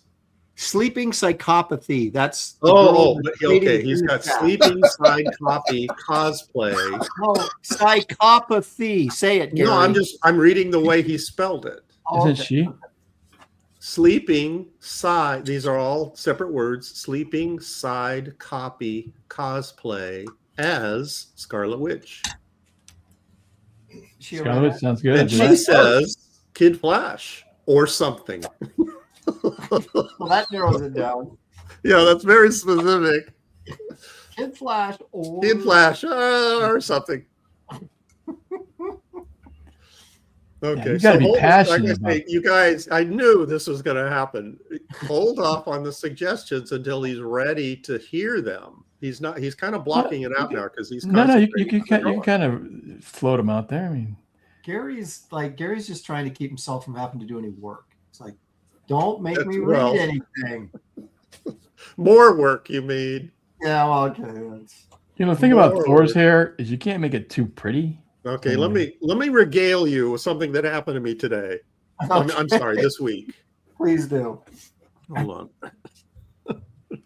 So I was at the driving range. Uh-oh. And I have back problems every once in a while. And that flares up, when I'm standing hitting golf balls for an hour. And so I'm starting to feel it, thinking like, oh boy, here we go, starting to get old. And I hear this grunting and I turn around and this other guy had come up next to the booth next to me, the mat next to me. And he was bent over, reaching into his golf bag. And I, nod to him. And so I start hitting. He's behind me, so I can't see what he's doing. And I continue to hear this grunting. I was like, what is this guy doing? And I turn around, and the guy's hitting golf balls, and he's still bent over. And I don't know what his problem was, but you know how some people they can't stand erect from whatever spine problems or whatever issue they have. Right. Apparently, this guy had some issue with his back. And his like torso was like perpendicular to the ground. That's how far bent over he was. And he was still hitting golf balls. And he was still hitting golf balls. And it was, he was grunting a lot. So I don't know if he was in pain or whatever. And then I started thinking, here I am complaining about my back. And I turn around and I see this guy with like way worse back issues than I have. Yeah, that's the way it goes. Yeah. That's like, what is that parable about complaining about not having shoes until I saw someone who didn't have any feet or something like that. Yeah. Boy, I felt that big. I know, you got to count your blessings. Man, I felt bad. So kudos to whoever you are out there, that guy who was grunting his way through a bucket of golf balls. I tip my hat to you. Oh, yeah. Great Face says, we're seeing your future. Oh, no. Yeah, that could be me. Remember when Creative Faye used to be this nice young lady? Remember that? No. Emma Walkhouse, I'm not reading that. It's always been pretty mean to me. Okay, I'll read it. That's before she realized you were a genius. Yeah, okay, I'll read it. Please stop telling us about the man behind you who couldn't get erect at the driving range while whacking his balls. Not what I said. Did I use the word whacking? I don't think I think we did, actually. Did you say whacking at his balls? No. Look at Aaron. See, the thing is, you don't even do anything. Don't say anything salacious. And now he'll come in and. No, I'm telling you, that's what I heard. Yeah, exactly. It's we wanted to hear. Yeah. Okay. Well, I think all those elements, I could see how the middle school minded would put all that together. We're still getting suggestions, even though was I pretty clear on asking people to hold on? I'm on to She-Hulk now. I'm going to, you know what? I know who you pretendium 5538. So there's like 5537 other I know who you pretendiums out there. Well, that's weird. Maybe. Gary, have Dan. What do you mean have Dan? I have no control over Dan. Have Dan do a recreation of Daredevil 226 corner box. Aaron, do you know what 226 is? No, but I could look it up, I suppose. Well, Dan, would you consider doing a Daredevil? No, I'm only doing heads. Like if it's If it's heads, yeah. I'm going to see if I can do a couple figures here because I might do. I'm doing the Silver Surfer, but maybe I can do. Someone suggested She-Hulk, and I was like, "That's a good idea." I am doing She-Hulk. Yeah, but you're doing a headshot. I'm doing full Right. figures. Okay. So what's the second one you're doing, Dan? She-Hulk. Oh, okay. Isn't she like really big? Are you doing these proportionally? Not necessarily. No, they could be a lot of smaller ones in the back, and big ones in the front. Yeah. Okay. So they're not all the same plane. No, I don't think so. We'll see how it goes. But What do you mean you don't think so? Are you doing like an Avengers thing then? Is that what you're doing? Yeah. Well, right now it appears to be. We got that, but it could get crazy. You never know. Well, Gollum Wolf is asking, is Dan limiting to Marvel characters? No. So you're just drawing. Actually, some of it's limited to if I know the character. That's hard. And you're fond of the character. Somewhat, yeah. Okay. Well, did DC have corner boxes? They didn't have corner boxes, did they? Anyone? No. I don't think so.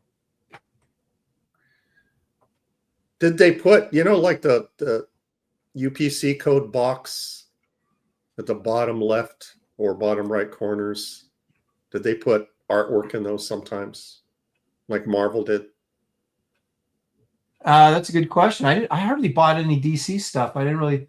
They must have, like for Batman and stuff like that, because they didn't have the UPC codes in the direct sales books. It was only. I thought I remember the newsstand. Right, the newsstand had those, but then some of the art boards had that UPC box blue lined on the board. Yep. I thought I remember seeing a Superman in a corner box. Marcus Killigrew is laying down some knowledge. He says Steve Ditko created the corner box. Okay, well, that's not the question, Marcus. We appreciate you giving us random information. To give us information we asked for, which is, did DC have any corner boxes? No, it's a simple request. I'm sure he typed that in before. Okay, all right. Yeah, because remember the delay. Yeah, maybe he's like, I'm not even gonna entertain that question. You guys should know it. No, I think it was the delay. I mean, we're sometimes Marcus is offended that we don't know as much as we should. He's like, I don't even know if I know you guys anymore. Sometimes thought we were all friends, but I can see now that you're lacking knowledge. You guys are fake geek guys. Yeah. Okay, to your question, Aaron, Randy Howe was saying DC had corner circles showing the primary hero. That's what it was. That's correct. All the way to going back all the way to the Golden Age. Okay. I accept that. Because I do remember there was one. Remember that I think Carmen Infantino drew it, but it was the drawing of the Flash kind of really leaned over and like running towards you. And that was up on the left-hand side of the Flash books. But it was, you're right. It was in a circle or something. It wasn't in like a Marvel box. Yeah.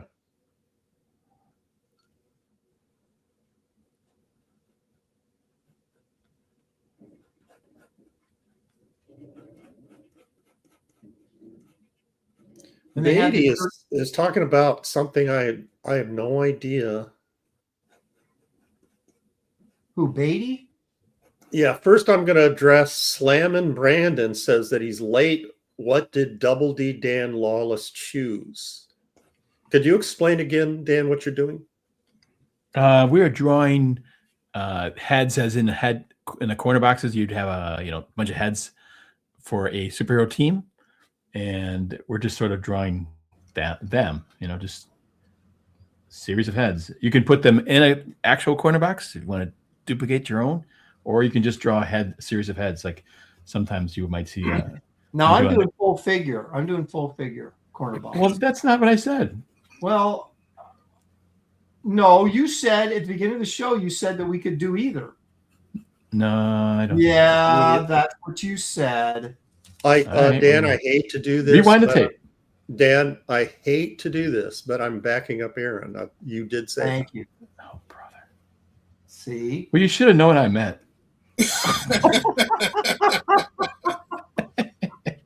That's something my dad would have said. Can't you read my mind?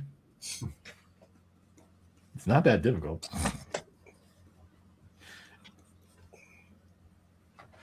I don't like this drawing, so maybe I'll go back and do heads. It's actually a lot of fun. I'm sorry, Gary. One of the reasons I picked this, I thought it'd be a lot of fun to do actually just heads, I just like the corner box idea. So are you are you going to fill that page with superhero heads, Dan? Yeah, I'm planning on it. Is that your intention? That is my intention. Okay. And I will succeed. Will they be good? I don't know, but yeah. Mine just okay. Let's see. I know what. See, I don't want to say this every time. I know who you pretend TM 5538. I'm just gonna from now on. I'm just gonna say I know who. Credible Hulk cover boxes from 296 to 300 are iconic, and a lost art. What does it mean? The box is lost art, or the? Yeah, the boss. Look, I think the boss is a lost art form. I think is what he's saying. I love it. Yeah, when you guys are suggesting specific issue numbers, you're assuming Aaron is going to put down his pencil and look it up. Yeah, we don't have time for that. Just need characters. Yeah, Aaron. I doubt he's going to do that. I ain't got time for that. Giving you guys a head up. Aaron hates doing that. I am tempted to unless it's like has something to do with him, and then he'll do it. Then he'll look it up. If it has anything to do with me, I will look it up. Yeah. Okay, Gary, character. Okay.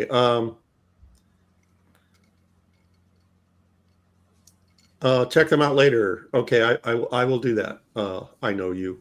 I know who. I'm sorry. Dan is officially asking for suggestions. Okay, next. Ready? Go. Great face says Dan. Draw Gary.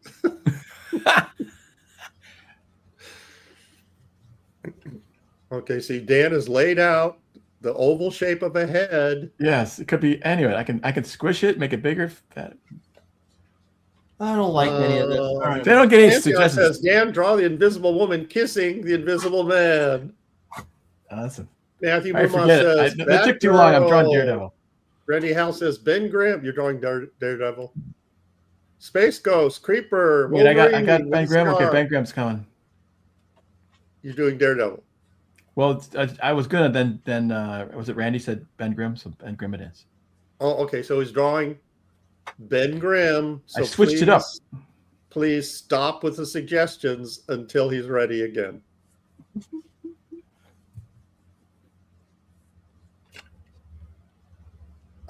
You might have to beef up that Ben Grimm, Dan. He's pretty tiny. Well, I said it weren't in proportion. I know, but it's still all right. Everyone's a critic. Man. All right. I know. You know what I'm going to do? I'm going to go with Dan. I'm going to go do headshots because he's crying like a little baby about it. And I'm going to do monster characters. All right. Cool. I'm so happy now. Thank you, Randy, and sorry, Stealth.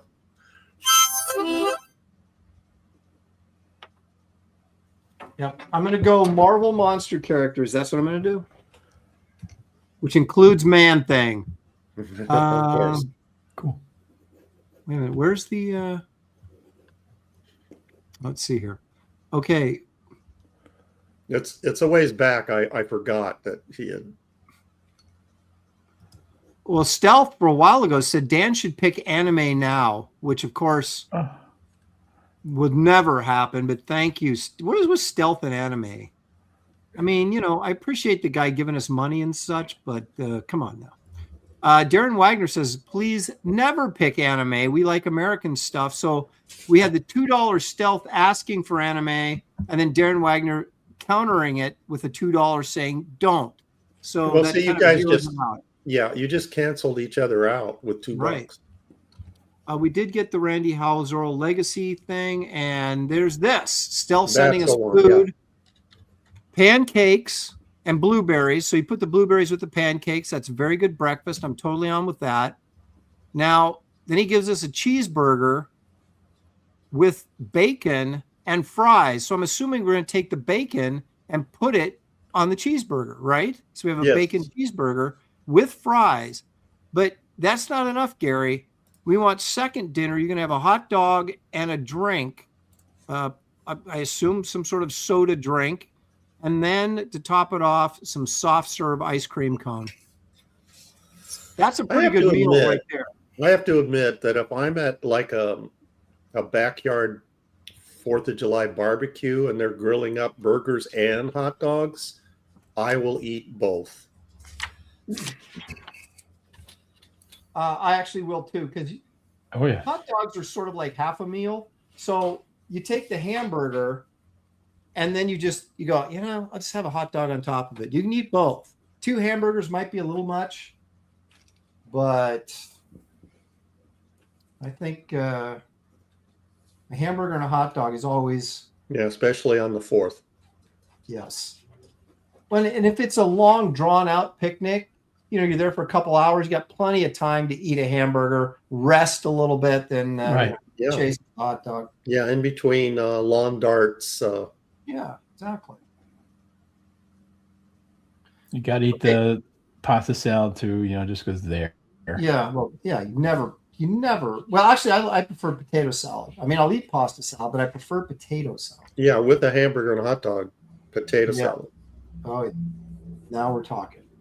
All right, someone suggested Simon Garth, of course, is the living zombie from Marvel. Of course, he's the living zombie. How could you not know that, Gary? Of course he is. You don't? Did I mention that you can get the head more likely drawn if you pay for it and get super chats? So that can increase that. So you can increase your chances. Hold on a second, Dan. What do you mean more likely? More likely, so not absolute. Their hard-earned money, and you don't like it, you won't do it. Right. Oh, okay. So Dan has announced that you're more likely for him to draw your suggestion if you super chat it. So the consideration becomes stronger the more money comes in. I like it. I like the cut of your jib. Yeah. Eric P877 says, "Ooh, Lepresti, Marvel Monsters, bring on Dracula, Werewolf by Night, Frankenstein." You know what? I won't draw Dracula and Ghost Rider. I won't draw Dracula because he's a dude with a mustache. Come on. Yeah, but you have to admit, Gene Colan made him look cool. Yeah. Still a he dude. Was like, because he modeled him after Jack Palance, right? Yep. Yeah. So he said, yes. Well, I'm starting off with Simon Garth, who Gary knows full well is the living zombie. Simon Garfunkel? No. Simon. Of course he is. Simon Garth. How do you Philistines not know that? You guys call yourself comic book pros? Jeez. Didn't you ever read Tales from the Zombie when you were a kid? No. Dan, you of all people, I would have thought you. I don't think I ever read a zombie story. Zombies aren't that interesting to me. It's just like, oh, look, there's a zombie. Let's run away. Well, yeah, no, I never really the end. Zombie. He's like a superhero zombie. See, that's even. No, I'm sorry. I don't want to be a superhero zombie. What? He's like a zombie with a cape? Well, no, but he goes around and he like helps people out, whatever. You know, I can tell by the tone of your voice how much you were into it. Yeah. Okay, so let's backtrack. I say, "What is he, like a zombie with a cape?" And you say, "No! How dare you!" He was like a cool zombie dude. A cool zombie. Yeah, he would like Okay. help people out. You know, he's like man. And he helped people out. Well, he was a zombie do-gooder. That sounds good. Okay, well, maybe I'm not expressing my my He's ideas. just like, dragged his zombie legs down the street. Those people were screaming and running away. Oh, dude, he was Look, jacked. there's He a was lady being jacked. mugged. I'm gonna help her out. Gosh, he was jacked. He was He was like Edward Woodward.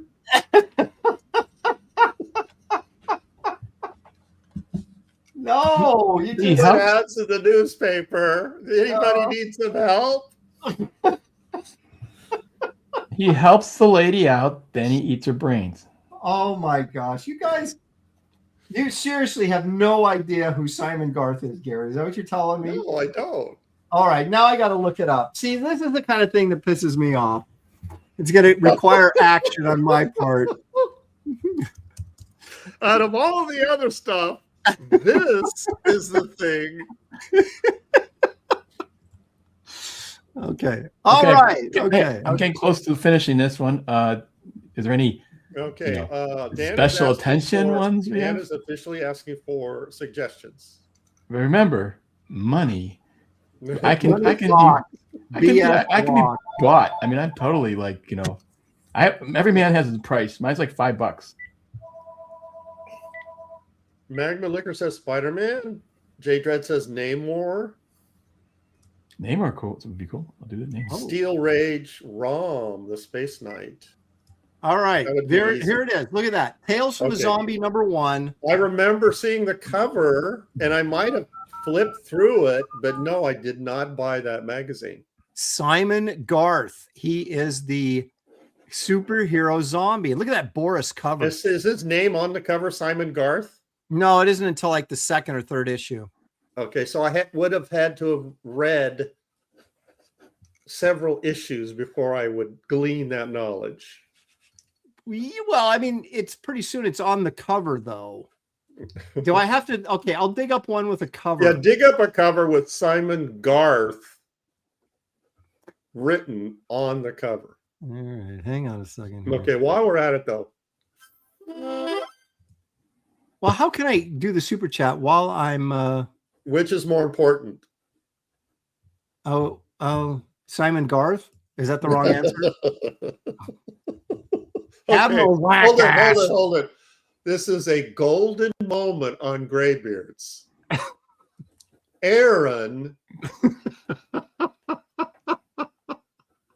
is more concerned about superhero comic book lore than he is about money. All right, I can't even look at now. Listen to this: Azami Kuratani by Ito in Uzumaki with spiral head. What does that even mean? I have no idea. I don't know what that means, but thank you for the $2, Admiral. I just I have Azama Kuratani by Ito in Uzumaki with a spiral head. Idea. Is that a Henry suggestion? Kuhn says that he's got to go. God bless. See you, Henry. Thanks, Henry. Yeah, Henry. So he's like, everyone's waiting for you to. Yeah. Okay, so now he gives us $2. Now he demands me to go look it up. I won't do it. I'm looking for. I can't find a cover with Simon Garth's name on the cover. Yeah, I would be surprised if you could. See, I out nerded you there. Yeah. Aaron. He lives, he strikes, no grave can hold him. He's the living zombie, but his name. Wait, hold on a second. Please read that again. Yeah, I want to hear that again too. He lives, he strikes, no grave can hold him. It's the living zombie. Oh, that's good. Oh, wait a minute. Wait a minute. Okay, he lives. So pretty much everyone on the planet falls within that same category. Well, no, not among zombies. Yeah, I mean he's dead, but he lives. You get it? Yeah. This is you gotta specify these. All right, I found it, Gary. I found what I was looking for. Here we go. Okay. He right breathes. Here. He eats. He's the living zombie. Look at this is a great cover. Who painted this cover? That is this very Earl cool. Norham? Really? That is a nice cover. It sure is. Look at this. Yeah. He says Simon Garth invades the palace of black magic. Huh? Okay, look how tiny yeah. Simon Garth is. Yeah, I know. And this is like issue number. Aaron, I don't think I've ever read a cover blurb on a comic book ever. Really? What is wrong? Didn't you read those even when you were a kid? No. I decided to buy the comic on the merits of the cover and what was inside. But look at this cover. So by reading Simon Garth invades the palace of black magic. Oh, this is for me. Oh, no, I'm sorry. Now, hang on a second. You admit this is a great cover. If I saw this cover, I would pick up the magazine and open it up and look in it. Okay. But the cover blurb, no, I'm sorry. You know who did a lot of the Simon Garth stories? Pablo Marcos. Okay, I was not a big fan of his. Jason Brazier. His black and white stuff was really solid. Jason Brazier, excuse me, $5. Dan, do Bronze Tiger or Man Bat? I know Man Bat. I don't know Bronze Tiger. I know White Tiger. Isn't that the one that was Spider-Man fought? Yeah, Hector or something. Hector. Yeah, who's the Bronze Tiger? I'm curious. Is that an anime character, Aaron? Going to our anime expert. Wait, who are you saying is an anime expert? Meteor, Pegasus. No, it's not necessarily Marvel characters that Dan is doing. It's just characters that he likes. They just happen to be Marvel at this point. And he will like them more if you send a super chat when you suggest them. Yeah, I can be influenced. That's what he's saying. Anyway. I'm a swing voter. Tex Murphy, hello Tex, says David has already won. Sorry, gents. Oh my gosh. Okay, he knows how to. No. I think we should remind everybody this is not a competition. Thank you very much. Tex, by adding the sorry, gents, the little you're kind of sticking it to Aaron and Dan, so you're motivating them just to quit. Yes, it's called psychological warfare. Yeah, so I would suggest in the future just say David has already won. You're really giving them the raspberry with the sorry gents. Okay. Okay, let me just put it this way, Gary. Who else right now is drawing Simon Garth? Anyone? No. Okay, well, I can't argue with that logic, Aaron. So I concede. I concede the debate.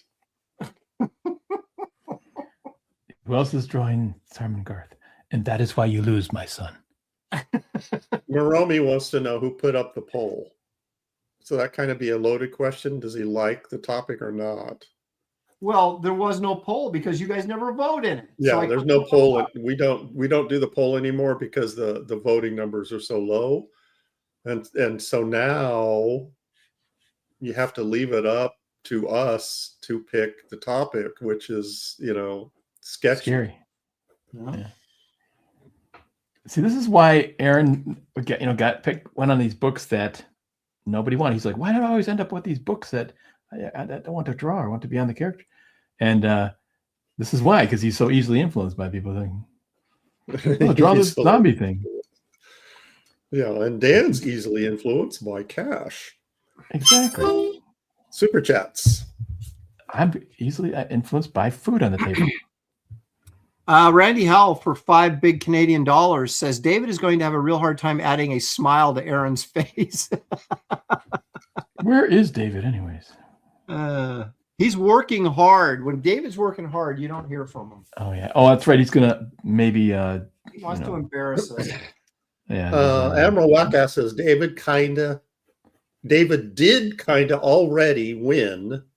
The composition is dope.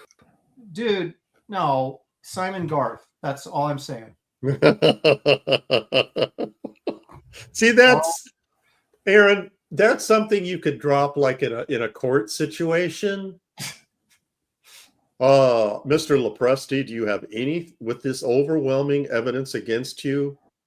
Do you have anything to say for yourself in your defense? Yes, Your Honor. Simon Garth. Oh, in that case, you are acquitted. Your Honor, are you familiar with the living zombie? By any chance, Your Honor? You should have opened with that.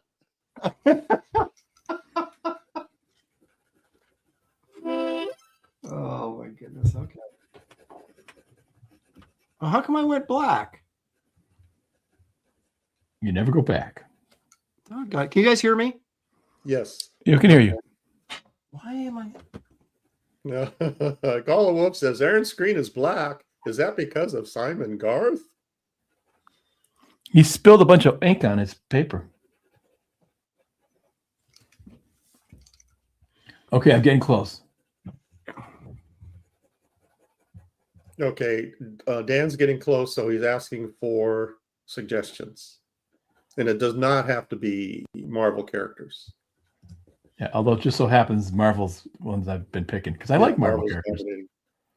I'm a Marvel zombie. Did you get the super chat? Marvel zombie. Aaron? Yes. The super chat. Oh my gosh. I'm working. Jeez, you guys. Aaron, super chats are good. Super chat, good. Okay. Let's see. David is going. Okay. Here we go. Darren Wagner for 5. Thank you, Darren. And you want to check out Darren Wagner's Demi Foot. Thank you. Over on Fund My Comic. I got it. Dan, Wonder Man, Monica Rambeau, Captain Marvel, or Tigra? Ooh, Tigra. Wonder Man. Sounds good. Which version? The cool one. So, Dan, do you even want me to read the other suggestions since they're not super? You can read them just to see if anything hits. Okay. Magma. I'm not going to read the rest of your name. Rocket Raccoon. Creative A. Man-Thing. Matthew Muma. Batgirl. DF. Reed Richards. I'm drawing Man-Thing. Henry Jermek. Iron Fist. That's a good one. I love Iron Fist. He's not a monster, so I can't do him. Matthew Madrano. I don't know if I'm pronouncing it correctly. Aaron's losing it. Losing it? What? So losing his drawing ability or just his sanity? Well, sanity, I might agree. Sanity, definitely. Colin Wolf says Death Dealer. Dan, that's up your alley. Yeah. Death Dealer. That would be kind of cool. I haven't done everything's Marvel so far. I could probably do that. Randy Howell, movie star, Wonder Man. Moromi, Death's Head 2.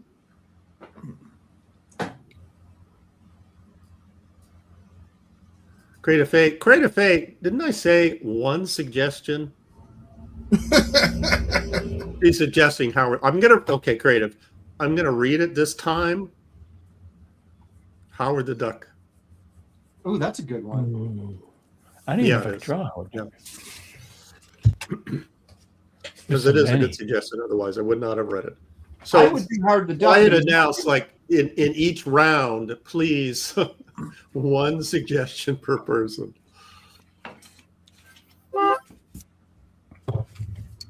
I think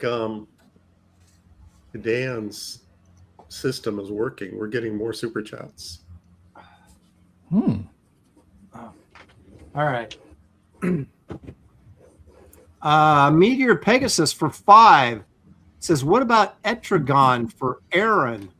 That's a good. That's a good one. But can we mix companies?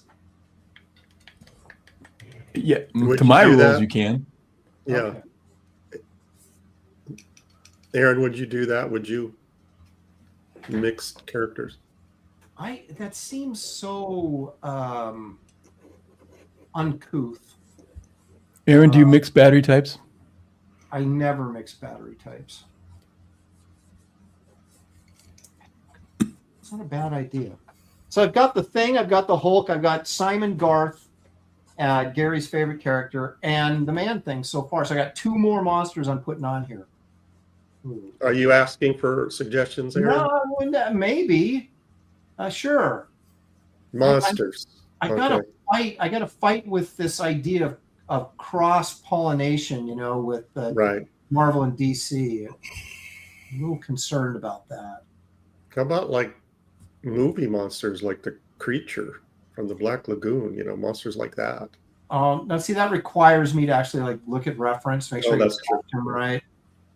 Now, I could do Frankenstein because Marvel did do Frankenstein. I could do that. Yeah. Yep. If you just follow my plan, it's so easy. Oh, Marcus Killigrew. Well played. You ready, Aaron? Oh, Lord. Okay, yeah, let me have it. Godzilla. Who'd you do? Why? Oh. No. Marcus. You should know better than that. I'm not going to draw some cat-faced lizard on here and ruin this. He's a monster. Elvira and Jason who? Elvira. I might put Elvira in mine. Yeah. Yeah, she was a DC character. She could be the one that breaks the mold. We're getting lots of monster. Matthew Morano. I'm butchering this. Solomon Grundy. Yeah, I know. I get confused when names are run Matthew Medrano. Medrano. Yeah, see, when names are run together, I have a hard time. And that's, and so all they have to do is mispronounce it and force Aaron to read it. And this pisses me off. Okay. Look at the beam pad. It says, "Good luck, Aaron and David. See ya.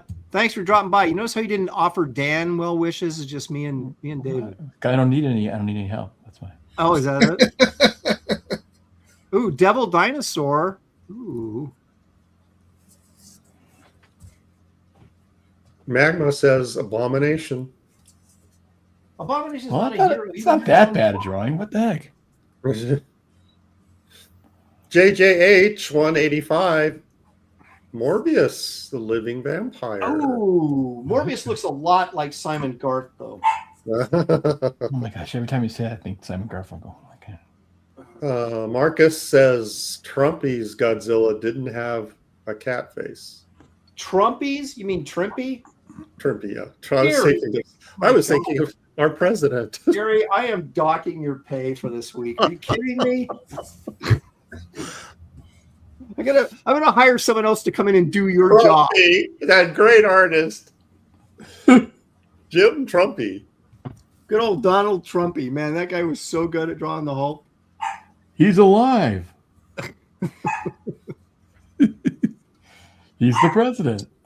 Henry Jeremick says the fact Gary Martin. Wait a second. The fact that Gary Martin did not know who Simon Garth is proves that he is not a Marvel zombie. Yeah. See, that's the one I was gonna read. Okay, there it is.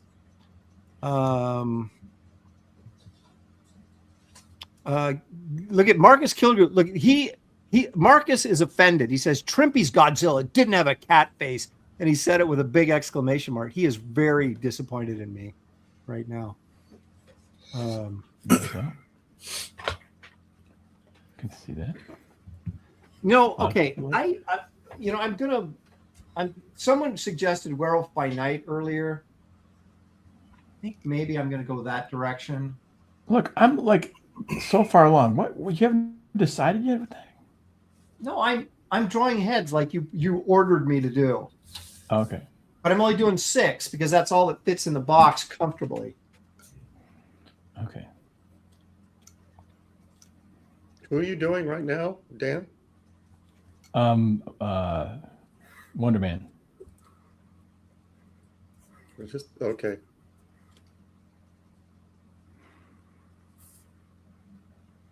Sleeping, you're just now catching on what David is doing? I'm afraid. Werewolf by Night was one of my regular books that I bought and read when I was a kid. Sleeping, are you coming and going? I mean, are you at work and you're just like sneaking peeks at Graybeard's every few minutes? Yeah, she says she just got back.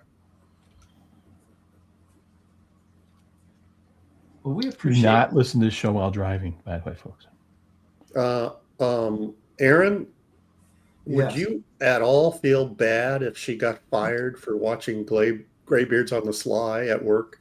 I would come to her defense, and I would call her boss and explain things to her. Okay. Yeah, and then the boss, what she should do, encourage the boss to watch the show, then he'll understand. Leg kick for $10. For $10, he says, how about the Thor villain Mangog? Dan, for $10, he wants you to draw Mangog. I don't know Mangog. I know. I kind of know. Is that a suggestion for you, Aaron, or for Dan? Well, I don't know. His Mangog isn't really a monster. It's for you, Aaron. No, I know who Mangog is. He has big teeth, big Kirby teeth. Right. I'm limiting mine to heroes, by the way. I did say that Wolf early on for $1.99. Oh, I almost want to do like multiple boxes now. These are great. This is a great idea, Dan. It's like my favorite show since last week. Hey, Dan, did you shave your beard? No. Show your face. No, he's Killer Croc. He wants to look at your chin. Oh, okay. I got to draw it right. Well, just think of like a really cool guy with a beard. No. And then do the opposite. It's looking like, think of a really cool guy. It's looking like vagina hair, so I wanted to see your actual beard. What? Check this out. Sleeping Psychopathy says it's not on the sly. My boss likes you guys too. All right. Okay. Now we're getting someplace. Good. Converting people. That's good. Thank you. I appreciate that. Let's see here. Randy Howell for $2 Canadian says David gave Gary a Mona Lisa smile. Well, after the two-headed, you all want to know what I'm thinking. Recast. Admiral Wackass says, "Draw Dan like your French girls, David." That doesn't sound good. They have a Titanic exhibit at the Oregon Museum of Science and Industry right now. Did you know that, Gary? No. Is it sinking? Good old Armsy. Is it? No, but there's a what do they call it? What do you call it when it's like a real experience that you got it? Anyway, they're insinuating that there's this sort of live action sort of you can simulate the sinking, and you're like, okay, so I'm going to go there and drown. I mean, what are they going to do to me? This is I don't know that I'd want to be that simulation. I'm not sure I'd want. I don't like that at all. Aaron, you will want to read Sleeping's. Oh my gosh. Sleeping Psychopathy says, my Kit Carter poster gets most of the attention at my desk, by the way. You're beating out Dale Keown's Cyberfrog poster. Yes. Thank you. You made my day. Sleeping Psychopathy. Yeah. Well, you're selling sex, so it's a little bit easier. Yeah. Thank you for ordering the Kit Carter movie poster, too. Magma Liquor says, David's drawing some real heroes. That's right, man. Magma. Wait, mine's still in blue pencil. You just wait, you guys. Oh, that's the ticket. It's stealth. It's stealthy. Aaron, you told them off. Just wait. I'll show you guys. Gary, no, I'm sorry. Gary, the final lines are coming in. Do we have, pray tell, any suggestions for what Dan could draw next?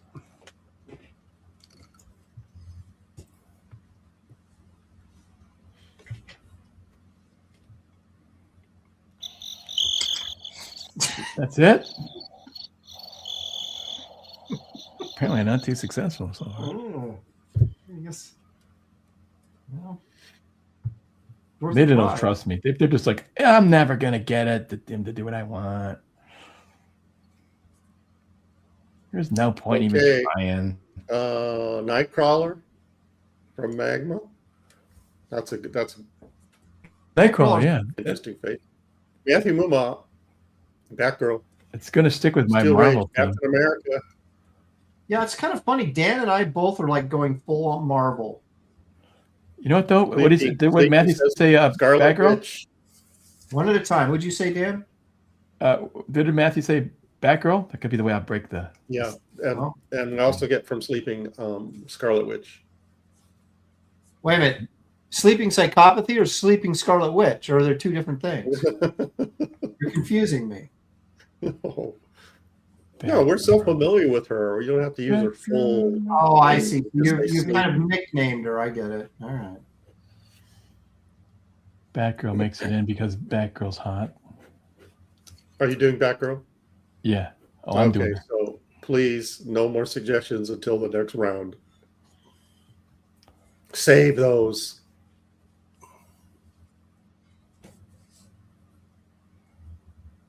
Gary and Gollum says Gary will yell at me for giving the second suggestion. Can't take the pressure. So save it. Dan's gonna in about 5 minutes. He's gonna need another one. I'm not really sure exactly what. I kind of know what Catgirl's costume looks like. I haven't looked at it. Batgirl? You mean Batgirl? Oh, Catgirl. No, it's Batgirl. Oh, Batgirl. Catgirl. I'm mixing Catwoman with Batgirl. Okay, I can't think and draw at the same. Ladies and gentlemen, Dan Lawlis, the genius. I can't think and chew gum. Is there a Catgirl out there? Oh my God. I'm sure there's a Catgirl out there. Catwoman. There's Catwoman. Maybe when she was younger, she was Catgirl. At some point, she must have been a Catgirl. No, she just went directly to Catwoman. Remember the Frankenstein book that Marvel did, right? They couldn't do the likeness, so kind of Buscema sort of just this thuggish. I actually kind of liked it though. Of course, anything John Buscema drew, I like. Are you talking about like the Black and White magazine or? Well, remember they had his own series. Well, yeah, the comic book series. When I think of that Frankenstein, I think of Klug's version. Well, he did the first 6 issues, but then Buscema took over on issue 7, which was actually the first comic book I bought with my own money. I thought it was Spider-Man 138, but then I realized that I had a copy of Frankenstein number 7, which was a 20-center. So that dates back to 73, I believe.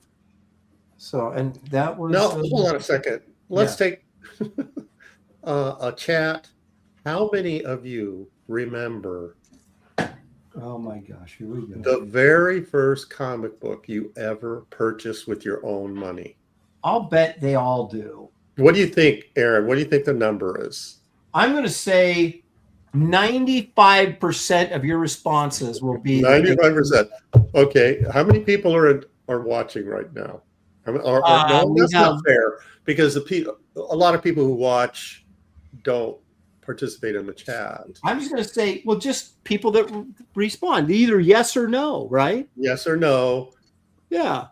Or you can remember the very first. Oh, okay, I got 2 so far. Right. Do you have any no's? You're not going to have. David, do you remember? No, because I bought a stack. Yeah. Okay. Dan, do you remember? Kinda. Gosh, I'm trying to think of what's kinda, but you don't. Yeah. See, some Repairman Jack says no. Dren says yes. Create Faye Aaron says Wraith of God. Thank you very much. That was your first comic? Sheesh. That's sad. Well, I'm gonna have one no. Okay. Meteor Pegasus says no. You guys are just saying that so I'll lose now. Magna Liquor says that's a hard one, so no. Oh, wait a minute. No, he's got to think about it. That's not the same.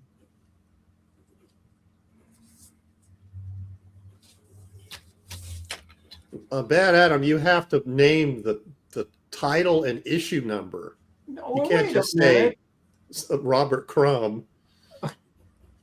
You have to name.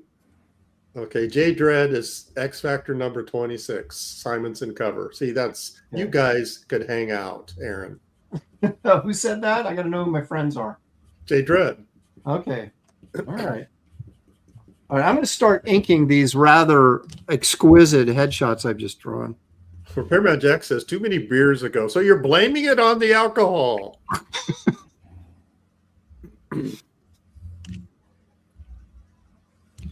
I can name you the first 5 comic books I bought.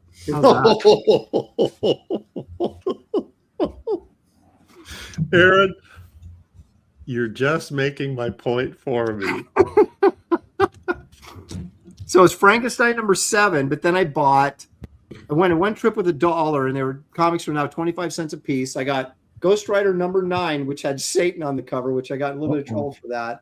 And then Amazing Spider-Man 138, Avengers. It was the one with the Avengers where I can't remember the number off the top of my head, but they were covered with ants. So I don't know if Ant-Man went bad or something, and it was like I think it was Burn inked by George Perez or something like that. And then the other one would have been Man-Thing number, was it 9 or 7, somewhere in that 9 or 11? No, it was 11. So there you go. Thank you, Aaron. You're welcome. I'm not sure if it was my absolute first, but Pretty Boss says no. Dan, go ahead. What was your? Not sure if it was my absolute first, but it was a Daredevil comic book, 154, I think, when he fought the Purple Man, drawn by Gene Colan. If it wasn't the first, it was one of the first, and also one of my first ones that I had was because I remember if I brought my comic collection out, I could, as I still have them all, I would be able to specify exactly which one was first. I probably could figure that out. But one of them was Marvel Masterpieces Silver Surfer. So it's like my first comics were like really, really good comics, Yeah. So he's saying he had good taste, Gary, as we say. I think I kind of did because I was not to be sound egotistical or something, but I was I really was interested in the art. When I was collecting comics, I looked and I went to the spinner rack. As a young person, I picked out the ones that had the coolest art, and that was what sold it to me. It's like, so if it had great, splash page or something like it did, like in that 154, where Daredevil's taking on Jester, Hyde, Cobra, and Gladiator. I was like, oh, that was cool, man. So I don't remember the first comics I bought. I do remember going on vacation, where you pile in the station wagon and go camping or whatever. And we'd always stop at some mom and pop store and we'd load up on reading material for the long drive. And whatever they had, I do remember, like Jerry Lewis comics and wrestling magazines. Wrestling magazines, I remember those. But then my cousins later, like probably around junior high, they were older than me, had a bunch of Marvel Spider-Man, Fantastic Four, the class Romita Spider-Mans, and the great stuff. And then after seeing those, that's when I went to my local 7-Eleven and started buying comics, but I had no idea the title or issue number. I did load up on Kirby and Gene Colan, Daredevil, and that kind of stuff. Well, the first two comics I ever owned where we were on vacation and my mom bought them for me. So that was FF 112. That was the Black Hulk versus Thing cover. And then Amazing Adventures number 8, which had Neil Adams in it. Neil Adams cover by it was Black Bolt versus Thor. Well, I didn't find out till later the reason why I liked the Jerry Lewis comics. They were so well drawn, even though they were super cartoony, is because they were drawn by Neil Adams. Yep. Oh. He used to, well, at least he said in one of his treasuries or something in an interview, he said that he liked drawing those because he could do like 7 pages a day or something ridiculous like that. That was like really good money. Yeah. Admiral Waka says, most of my road trips as a kid began with playing a game like chess with my brothers and ended up in a fist fight in the back seat. We had this travel chess set that had like little pegs on it, and the chessboard had holes so the pieces wouldn't fall off in the car. And to this day, my brother and I use this phrase. It was on the box describing the game because it was a travel chess set, handy and a boon when traveling. So from then on, whenever we were describing something useful, we would use the phrase "and a boon." It's handy and a boon. Gary, so would that entice you in this issue of Johnny Laser Eyes? He's handy and a boon. Would you buy the comic with that description, Aaron? No, that would be the kind of description that would keep me from buying a comic. Right. Actually. Right. But it's also handy and a boon. Kirby books. It's that time, Gary. Wait. Before Gary shows that, I sent you a picture of the first comic I bought with my own money, but it was in a stack of books, but it was my favorite one. All right. You sent this to me on X, I assume? Yeah. Okay. It's in the Graybeard'S one. The Graybeard'S? Okay. Yeah. Oh. Now, see, David's not as old as we are, so his don't quite date back quite as far as ours do. All right, hang on a sec. Let me get over here.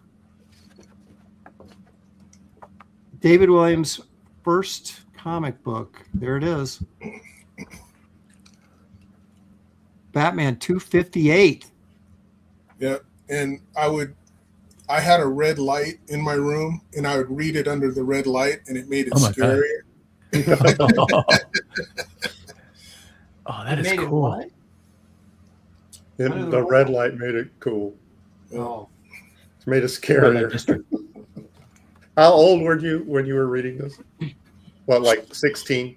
No, yeah, right. No, probably around 7 or 8. That's funny. Yeah. See, everybody, when they have a chance to think about it, everybody remembers, Gary. I just think there's people in the chat that, well, let me just say it as it is. They're lying to make me look bad. They all remember. Yeah. Before we do, I'm going to read a couple of chats. Henry Jeremick is asking me to tell you, Aaron, that your inking is off camera. Oh, okay. Sorry. I'll move it. And he says, don't forget the stitches, Simon Garth's mouth. Don't forget the stitches, Aaron. See, they're always all over me, man, for that stuff. Mickey's here. She says, for some strange reason, my raffle winning artwork hasn't arrived. Someone needs to correct this. As we all recall last week that Mickey came in and tried to cheat. We caught her. She didn't win? No, she didn't. You didn't send her artwork? She claimed a number, Gary, that was not her own. Oh, yeah. So did you ship the? I did. Well, no. But you packaged it. I sent it off to Randy Howell. Got his. Okay. Because the reason I'm holding on to the artwork is because what happened was Your Honor. People can get a refund, and I don't want to send original art to somebody and then have them refund the book. Yeah. So they have to wait till the campaign is completely closed and there's no refunds, and then I'll send out the artwork. But I know Randy Howell is not going to change his mind. All right, Dan, are you ready? I'm working on. Actually, I started Scarlet Witch. So no, you need to read the intro for Gary's thing. Oh yeah. Gary's Bargain Box. Thank you. My wife said, after the show, with my wife, and she goes, "Were you singing the other day?" Please don't do that anymore. Last week I announced I'm gonna unload Kirby, and like I say, David took advantage of that and cherry picked a couple of books, but I have lots more. This is a big stack. I'm starting off with the Kirby Silver Surfer graphic novel. Whoa! It's a little beat up because I read it a lot, but check that out. Wow. Come on. Okay, that's book number 1. Book number 2, Essential Captain America. Thick. Kirby greatness. Essential Captain America. So good. Essential Fantastic Four, Volume 3.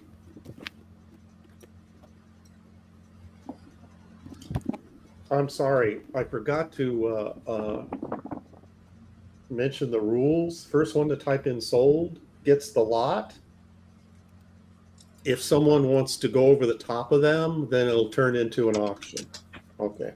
Here's Essential Fantastic Four, Volume 4.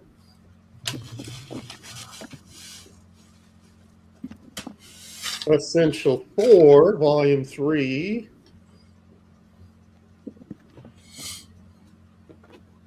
Showcase, Challengers of the Unknown, some DC Kirby.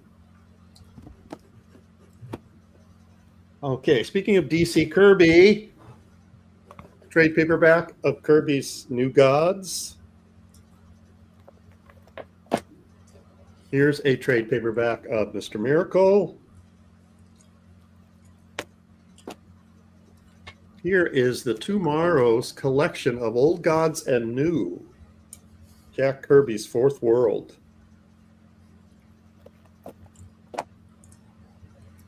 I don't know why I have this, but I do. It's a hardbound Fantastic Four in Spanish. I have no idea why I have that. Hardbound Kirby's Days of the Mob. If you haven't seen this, it's Kirby's black and white. Look at that. Wow. It's very cool. Also, Kirby's hardbound Dingbat Love. I remember that. It's unpublished stuff, pencils and inks. Some of it's just pencils. Some of it's like True Life Divorce. Also, this one's big and heavy. Sky Masters. Oh, Inked by Wally Wood. That's interesting, right? Yeah, really cool. And last but not least, Jack Kirby's Fantastic Four Artisan Edition. Oh, so this is the shrunk down version of the artist edition. All right, this entire lot, Here because it there's comes. so many books here, I'm going to need at least $30 for shipping. There's 1, 2, 3, 4, 5, 6, 7, 8, 9, 10, 11, 12, 15, 16. It can't be that many. 1, 2, 3, 4, 5, 6, 7, 8, 9, 10, 11, 12, 14 books. Or how about $100? Man, G.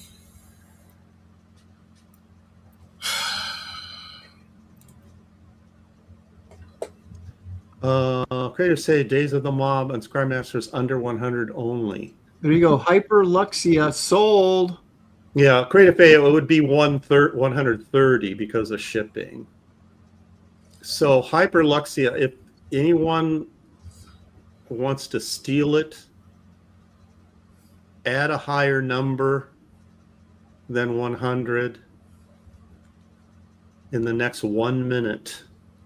Otherwise, Hyperluxia gets the lot of books.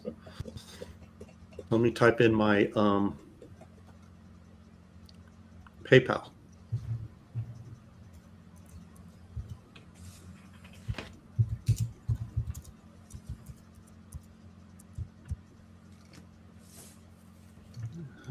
$130. Huh? Gollum Wolf, 130. 130. Woo! Gollum, yeah, this is especially for those who have not collected Kirby. I'm not that familiar with him. This is a really good collection to have because it spans his career. Okay, so 1 minute, it's going to Gollum Wolf.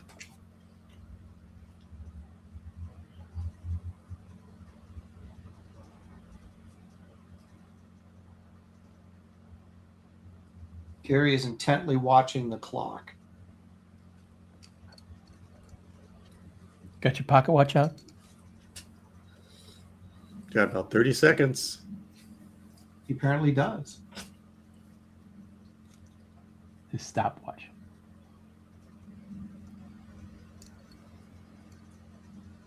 Ten seconds. 9, 8, 7, 6, 5. 1, 4. Oh, no. Katie Did says, in all caps, hello. Oh my gosh, Katie did. Okay. Katie did. Turned. Gollum Wolf, this stack of books is yours. So 130 plus 30, because the weight alone would probably be more than that, but 30 is fine for shipping. Please include your address. And I did type in my PayPal. Asked if you need it again, I'll type it in. Thank you, Gollum. Really appreciate it. All right. Well, I have to address. And next week is Kirby Part 2. Oh my gosh, there's more. There's more. Yeah. All right, I have to address this issue with Katie. So Katie, Wait, what did Katie do this time? no, wait a minute. Well, Katie hasn't been here in like weeks, right? Mm-hmm. Yeah. And so she comes in, says hello, like everything's fine, with no explanation of where she's been, or Yeah. I just. Well, she's just leading with the greeting, right? Okay. All right. Well, I want. Maybe she wasn't. Hey, maybe she wasn't treated very well when she was been here before. You know? I don't recall any of that happening. That's Were like you she's not like, nice I've had to her? enough of this guy. Wait a minute. Were you not nice to her? Well, I was plenty nice to her. It's you. Oh, me? Yeah, you're the one giving her a Oh, time. no, wait a minute. Just because I defend my position a little bit doesn't mean.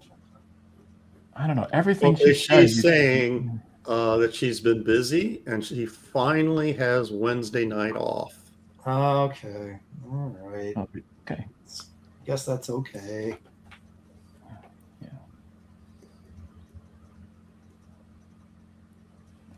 Yeah. Well. And if we have time, I think I didn't do my beef last week. Well, you're gonna Thank go. you, You're gonna Ren. go like You gonna go double beef? You're gonna be like 2 pounds? No, I think this week's beef is kind of topical.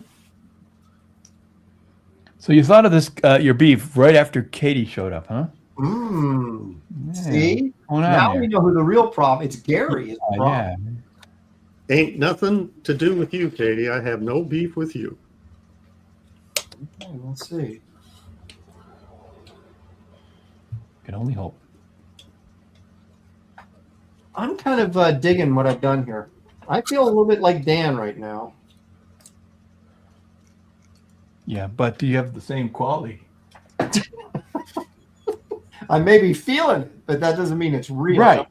You gotta back it up, Yeah, feeling is just not enough. All right. I'm very happy. For the first time I've ever drawn Simon Garth, I'm pretty happy with it. Gary would probably be too if he knew who Simon Garth was. He had any respect. Yeah, like if you showed me that, I'd just say it's a zombie. I would not say, "Oh, Simon Garth, well done." Simon Garth, come and help us. According to Katie, she's yelling this. I could never do anything wrong. Wait a minute, you couldn't? Nope. That's what she claims. Gary can never. Okay, this seems really aggressive to me. With the shouting, Aaron, we don't have time for your opinion. It's time for my beef. Okay. Oh man. Oh my God! It's 20 after. All right, time's flying. Katie, why didn't you get here earlier so we could properly discuss this? See, that's what I'm talking about. That's the treatment. Yes, we could properly give you a hard time. Yeah.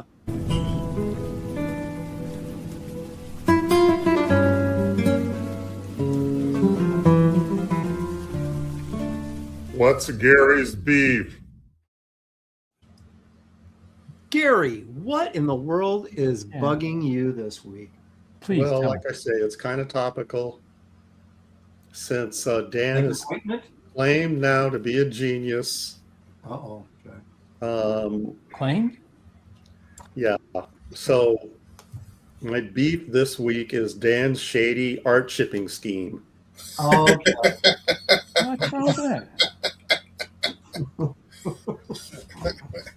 As you recall, last couple of weeks, Dan has been bragging about his art shipping prowess. Yeah. I did a little math. Okay. My shipping experience goes back to about 40 years worth. I've been shipping art steady for about 40 years. Okay. And I averaged it to about 1 shipment a week for that period of time. It's probably more than that, especially the last like 20 years where I've been doing a lot more commissions. So are you taking me to school right now? Is that what's going on? No, it's his beef. Just hang in there, Dan. Okay. Hang in there. So anyway, 1 shipment a week for 40 years comes to about 2,500 shipments. Okay. And the pricing that I did on those shipping boxes for 11 by 17 is about $2 a box. Yeah. Give or take, but it's about $2 a box. So that's 2,500 times $2 is $5,000. Okay. So, would I rather have $5,000 in my pocket or the smug delusion that I'm saving money? Oh, the smug delusion, they're saving money.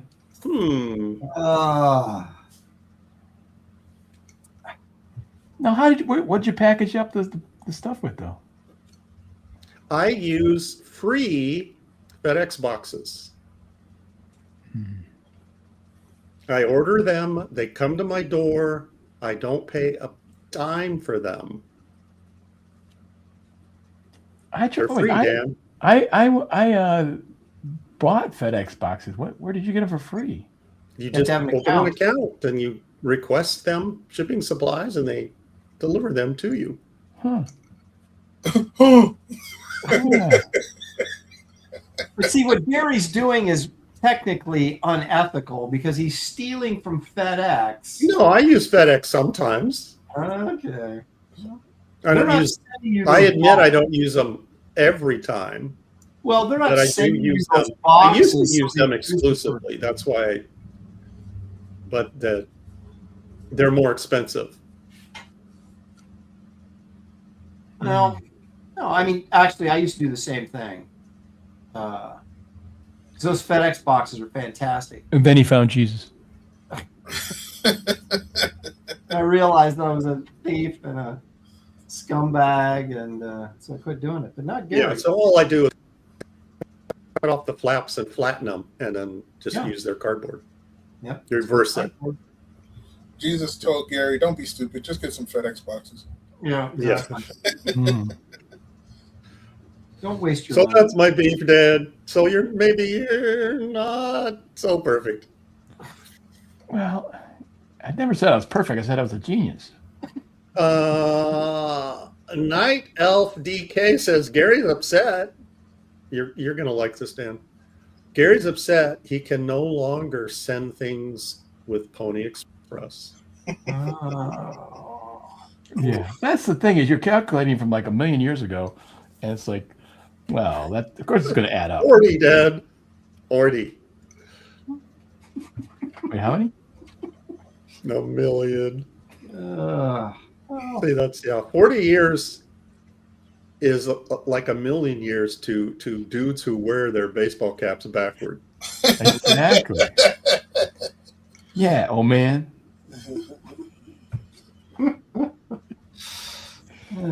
Get with it. I am actually. I need another character, by the way. Do another DC character because you got nothing but Marvel in there. Yeah, that's true. I'm sorry, go ahead. Do the Flash. Okay, the Flash. Yeah, that's a really nice. Any other suggestions that are money? Gary, you just. Yeah, but you're not paying me for that. Yeah, where's the super chat at? Yeah, exactly. Dan is asking for super chat suggestions. Yeah. Vicky's asking, how much did it cost to send art 40 years ago? I don't remember. You remember, Aaron? Because they're not going to get the art. First started doing FedEx, how much it was? Yeah, well, FedEx, like overnight FedEx used to be about around, it was like $28, around 28. That sounds familiar. Yeah, for if you did overnight. $27, $28 for an overnight, like if you had to get it to your anchor or whatever, and you didn't have the Marvel number or whatever. But that's like $100, over $100 now, I think, to overnight, which I refuse to do. No, and that's the reason why I don't use FedEx anymore, is because they are just crazy expensive. Yeah. But when they absolutely positively have to be there overnight. Yeah, I said something to I think Canada FedEx. It was like, oh Lord. Oh yeah, international FedEx is like, boy. It was a joke. What are you doing? Flash. Dan? The Flash? The Flash. Okay.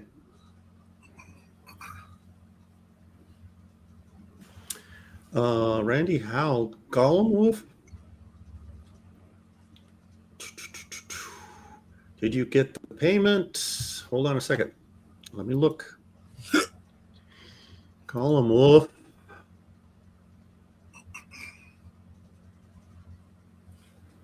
Yes, I did. Thank you very much. Thank you, Randy. Gollum Wolf, thank you very much.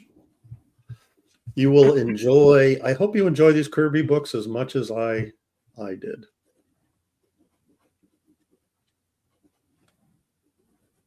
And Kirby was no, go ahead.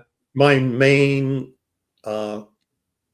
comic book artist that I collected as a kid. He just grabbed me right away. So when I would go to my local 7-Eleven and buy comics off the spinner rack, I would always look for, at that time, it was Thor, Captain America, and I think he was doing like the tail end of Fantastic Four at that time. I can't remember. See, by the time I started collecting, Kirby was like passe, had gone into that where no one cared about Kirby anymore. And so I never really got into him until later.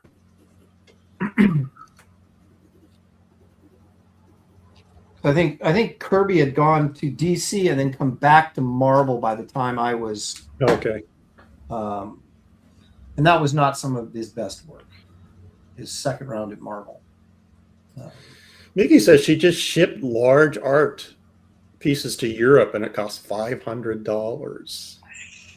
Yeah, if it's larger than 11 by 17, they stick it to you. Well, and the weight too. My gosh, once you get over 3 pounds, it's forget about it. It's like a fortune to ship anything, any size. I had a guy, potential client, or he had done some things for me. I mean, I had done some things for him. So he was a client, and he requested. He lived in Canada, and he requested me to do a fold out. There's one of those like 10-page fold out compositions. So what's 10 times 11? That's 100 and oh my gosh. inches by 17. And I tried to explain to him, one, I was going to do it, in double page segments and tape them all together. And he's like, no, I want it in one piece. Like that. I don't know of any paper that big. And two, shipping something like that without rolling it to Canada, you know how much that would cost? Be a fortune. Hundreds of dollars. It would be insane. And he got mad that I didn't do it. Now wait a minute. Well, did you call him? Did he get mad because you called him he was insane, or? No, because there's no way I could find the paper, let alone it's like you're going to pay the shipping for this, but I did not. Do you know of paper over, like art board over 100 inches wide? Yeah. But I'm saying, did he get mad when you called him insane? Well, I didn't call him insane to his face. I'm just checking, Just behind his back on this show. I feel sometimes just online everywhere I could. Sometimes I feel some of these Gary beefs are sort of half the story, I never give them. This guy reacted badly when I call him insane. I never give the whole story. And I got a suggestion for your drawing. Okay. Don't make the Flash look mean. Why? I'm already making him look mean. He's not mean. He's not a mean. He's a happy. He runs fast. He's like full he of can joy. be determined. He can be determined. All your characters look like they're determined. Put a smile on his face or something. Yeah. Nope. And you forgot Barbara's hair. Huh? Batgirl's hair. Oh, she's got hair? Yeah, it's hanging out the back. It spills out the back. Oh, perfect. Because actually, there was a gap there, and I didn't know what There's to do. room, yeah. I made him And mistake. it's full. It's not like it's thick. He must really be a Marvel zombie if he does not even know that Batgirl has hair coming out of the back of her. Yeah, I really don't care about Batgirl that much. Yeah. Let me catch up on some of the comments. Harry Jeremick is asking me, please remind Aaron to add the stitches to Simon Garth's mouth. They're right there. I put them in there. Man, ye of little faith. They don't look like stitches from here, Aaron. From here, they don't. I'm not saying you haven't done it. Look at how tiny this is. When you see it, you'll see. Okay. He's saying that they're there, Henry.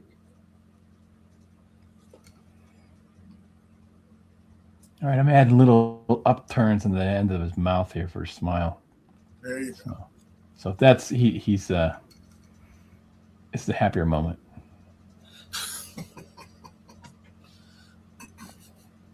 I liked Barron's series when he wrote The Flash. Actually, I read that. Mickey wants to know what quality of paper is everybody using today. I'm using toilet paper. I'm using a 2-ply 11x14 Bristol from a Smooth Surface from actually the Blix brand is what I'm using. I'm using. I've never used that paper. Is that cheaper than the? It's Cranston? cheaper. It's, as far as I can tell, it's the exact same stuff. Go ahead, Dan. Oh, fine Corinthian leather.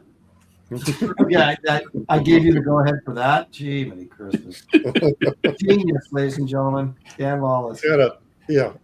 You have to roll your R's there, Dan. Corinthian leather. There you go. No, just bristle. Blick Art Supplies bristle. So you use the Blick brand as well. Yeah, and it's smooth, very smooth. Yeah. Yep. That's it. Smooth. Aaron, Yeah. what's the time situation? That's what I say. I am not going to finish this. We got to finish this up, guys, in about 5 minutes. 5 minutes. I've got a show to do after this. That's right. You have a better show to do. I always forget. It's not better, but More important. A real show to do. well, I mean, Ron Garney's on it, and he does say some pretty shocking stuff. And Anna's on there, and that's your eye candy. So there's a lot. Well, we got eye candy here too. Yeah. Yeah, we got Dan. No, you can't see me. I'm not talking about me. You can't see me. Dan the genius and eye candy now. Talking about Gary, obviously. Uh-huh. Hey, have you guys gone to go see Mortal Kombat? No. Did I? No. Anyone? I didn't. No. I saw it. It was fun, but I wouldn't suggest it to anybody who doesn't like the video game. Are you talking about is there a new Mortal Kombat? Yeah, they went to go fix what was wrong with the previous ones. Okay. So it's just more fighting. People say there's no story. There's a story. It's about fighting story. But it did what there's people who are complaining about the Green Lantern TV show that's coming out where they're not on another planet doing Green Lantern stuff, and it's like Earthbound, which is kind of dumb. Well, It's like a cop story. Well, this is the complete opposite. You're totally over in that world that they create, and all they're doing is fighting and kicking ass. You did, or are you going to? And people are like, oh, the acting's not great. I'm like, it's Mortal Kombat. Yeah, it's Mortal Kombat. It's a freaking video game. Yeah. You're looking for a master thespian to come in there and, Right. Well, now, wasn't Raul Julia the bad guy in the first one way back in the, was it 90s? No, you're thinking of Street Fighter. Oh, Street. Okay. Well, That one's coming later, and I'm looking forward to that one. That one looks like even more fun. But this is like, balls to the wall, like punching people through the chest, and your hand comes out the backside of that person. A bunch of nonsense martial arts and stuff. But I enjoyed it. I wouldn't recommend it to you, Gary, if you don't like that kind of stuff. Gary, don't see Mortal Kombat. That movie ain't succeed. It's doing all right at the Laurence Olivier starring in Samurai Killer. Yeah.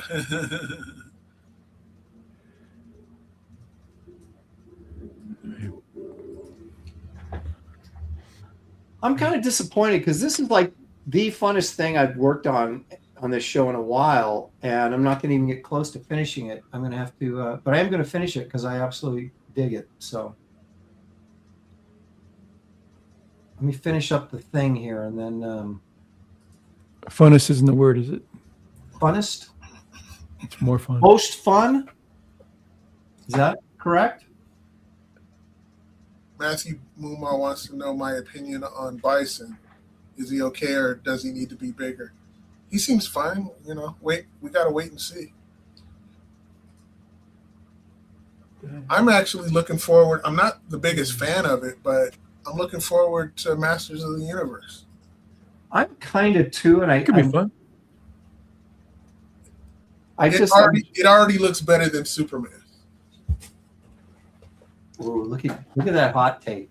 Yeah. Mr. David Williams. Is there a super chat that I need to read, Gary? There's a new one. Okay, well, that'll be one that I need to read. Yeah. Evil One, Chris for 10 big ones. He says, really upset on how EVS handled Kelsey. I'm 95% on Kelsey's side and don't blame him for disappearing when Ethan's goons talk trash and fabricate drama to break us all apart. We can't replace Kelsey. I think Kelsey just laughed his way through the whole thing. But thank you, Evil One. Appreciate the 10. Kelsey's back for, as long as Kelsey wants to be back for. And yeah, he might come on this show. We never know. Yeah, right? he might come on again. Yeah, Kelsey's never going to stop being an artist. He doesn't need to be associated with so-called groups or any of that kind of stuff. Whenever his stuff comes out, it's just going to blow people away, and all will be forgiven. Yeah, just do your art and be a good person. Yeah. That's all Dan Lawlis requires. To be in the Dan Lawlis Genius Club. Just do your art. Oh, wait a minute. And you can't be in the Dan Lawlis Genius Club. There's only one of that. Well, supporters it's no club. It's just me. Well, wait a minute. Dan Lawlis perhaps supporters of Dan Lawlis's genius? That's like better. A fan club, maybe? Yeah, but yeah. Okay, that's fine. I'll accept that answer. What are you, Alex Trebek? He's going to the judges. Yeah, we'll take that. That's acceptable. All right. See you later. He's a monster. Okay, here we go. I don't know if you can see my blue lines very well, so I may go to a switch. Okay, so Simon Garth with stitches in his mouth and Man-Thing there beside him. The Thing, not done yet, but getting there. The Hulk. I like that Hulk. There you go. Werewolf by Night. Oh, cool. Wait, I gotta catch up here. And then Frankenstein here I'm working on still. Well, which is the one that is finished? Let's see. The two on the bottom. Okay. Simon Garth, the Living Mummy, Gary's favorite character now. Ooh. Yeah. I don't know if you can see the stitches right there in his mouth. It just kind of looks like a zombie mouth. It doesn't really have like. Well, they're there, whether you like it or not. And then, hey, do people like what we're doing? Because I could actually continue this next week. Just fill this whole page. I'm going to finish this. I really like it. I could do some more too. This is kind of fun. I mean, would you want to finish it next week? Like continue doing these?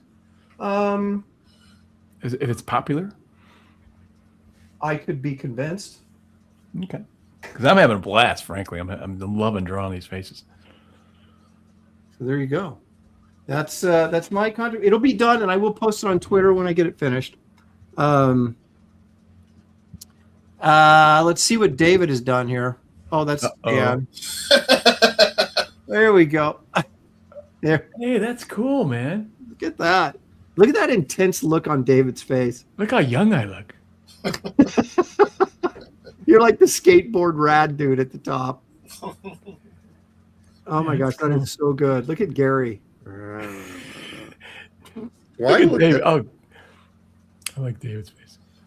Actually, it's pretty good. Are you going to ink that, David? Yes, I am. You got to finish this. This is awesome. It is. You see the corn dog on your hat? I do. Oh, there it is. Yep. This is classic. I love it. This should be like our new logo for the show. We could do that. Yeah. Just put like a little Graybeard'S studio at the bottom, like Marvel Comics, but have it Graybeard'S studio. Yeah. Mm-hmm. Would your son color that? Sure. Oh, we're on to something here.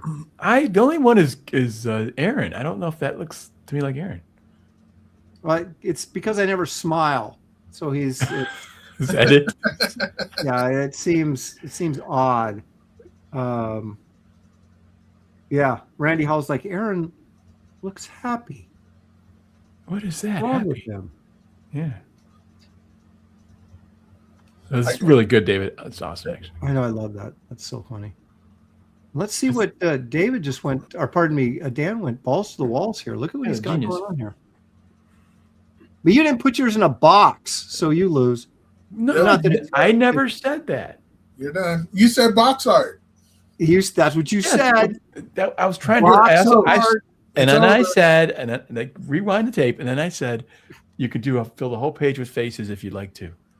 It's not too late to put a frame around that. Yeah. Yeah, there you go. Okay, so there's Scarlet faces, Dan. Those faces are great. Yeah, thanks. I love the faces. And we got Flash, Wonder Man, and then of course, who's the chick? That Namor is awesome. Yeah. Okay, there's Namor, and then the girl's She-Hulk, but she has longer hair, dude. Longer hair. More hair? Okay. Oh, yeah, that's right. That's right. She's got a lot. I was actually looking at there's a box art avatar of her, and that's kind of what it looked like, and I was just copying that. But I thought it was the Wasp. Yeah, me too. Yeah, it kind of could be. Yeah, it's kind of got a cutesy face, so that kind of work, Yeah, that could be it. I really like Scarlet Witch. Yeah, that's a Sleeping. Are you still there? There's Scarlet Witch. There it is. That's a Buscema face, Yep. That's my roots. Now the Bean Pad is saying Dan is disqualified. You got to go chat. Disqualified. Now Admiral Wackass is saying the page is the box. So, that works. I guess you could. Mickey says cheating just like the raffles. Wait a minute. I didn't cheat on the raffle. Well, wait a minute. She's messing with me again. Yeah, everybody's saying you're disqualified because your lack of a box, Dan. Well, they can just take the box. What? They can just. I'm trying to. I'm going against. I'm such a nice person. I can't say evil things. They can take that box. Trying to be mean, but he can't. It's so tough. I'm not like everybody else. Because I'm a genius. I'm nice. I'm a genius. I can't. Oh my goodness. Okay. I'm a genius in my own mind. Yes. Well, that's the truth. So, all right, guys. I'm actually gonna take this under advisement because next week is my pick, but I wouldn't mind doing another one of these. Yeah. I'll just continue it. Like I want to fill the whole page with it. Okay, but then that's more like a who's who. It's not really a box art. I think you're cheating. So Dan, you're just gonna keep working on that one? Yeah, just keep filling it up until I fill the whole page. Well, that means that Aaron can keep working on this one, and David can keep working on his. Why not? I love it. Well, especially since David's is going to be our new logo, I think. Yeah. But let the chat decide. Do they want us to continue it, or do they want us to do something different? They said they say this is pretty much the consensus opinion. I really like Aaron's. Great job. I think that's pretty much how everyone feels. What? And so they'd like to see more. Henry is speaking for the entire chat. Well, I just thought, I saw several and I kind of condensed it, sort of like a Reader's Digest version of what I was seeing in the chat. So, okay. Matthew Muma says, please continue. People want to see this finished up. So let's do that. We'll do it next week. We'll keep it going. I like it. Cool. Mustang Trainer for 10 big ones. Great work, gentlemen. Very nice, Dan. I agree. Keep going next week. Thank you for the 10 and thank you for agreeing with Dan. It makes him feel like a genius. It's actually kind of fun too. Like because I can do these fairly quickly, people can suggest them, and I think that's part of the fun too. Yeah, I like them suggesting than me ignoring them. That's kind of fun for me. You like the power of that? Rejected. You are rejected. Magma Liquor says, just keep going. Tape more pages and turn it into wall art. Every superhero face. All right. Man, the Bean Pad does not like my idea at all. Well, he's a tough customer. He's a tough crowd. It's a tough crowd. He is. But I do like the idea of finishing. I thought this was fun. So anyway, All right, guys, we could debate this later, but I've got to go do a Star Trek show, actually a Planet of the Apes show. So I want to thank all of you guys in the chats. Thank you all for the super chats. Okay. We greatly appreciate Graham's that. channel or yours? Yeah, it's on Graham's channel. In about 13 minutes, we'll be discussing Battle for the Planet of the Apes. So I want to thank everybody for joining us this week, and Dan for his brilliant genius of an idea. And we'll see you next week right here on Graybeard's Studio. Good night, everybody. Corn dogs. Corn dogs. Corn dogs.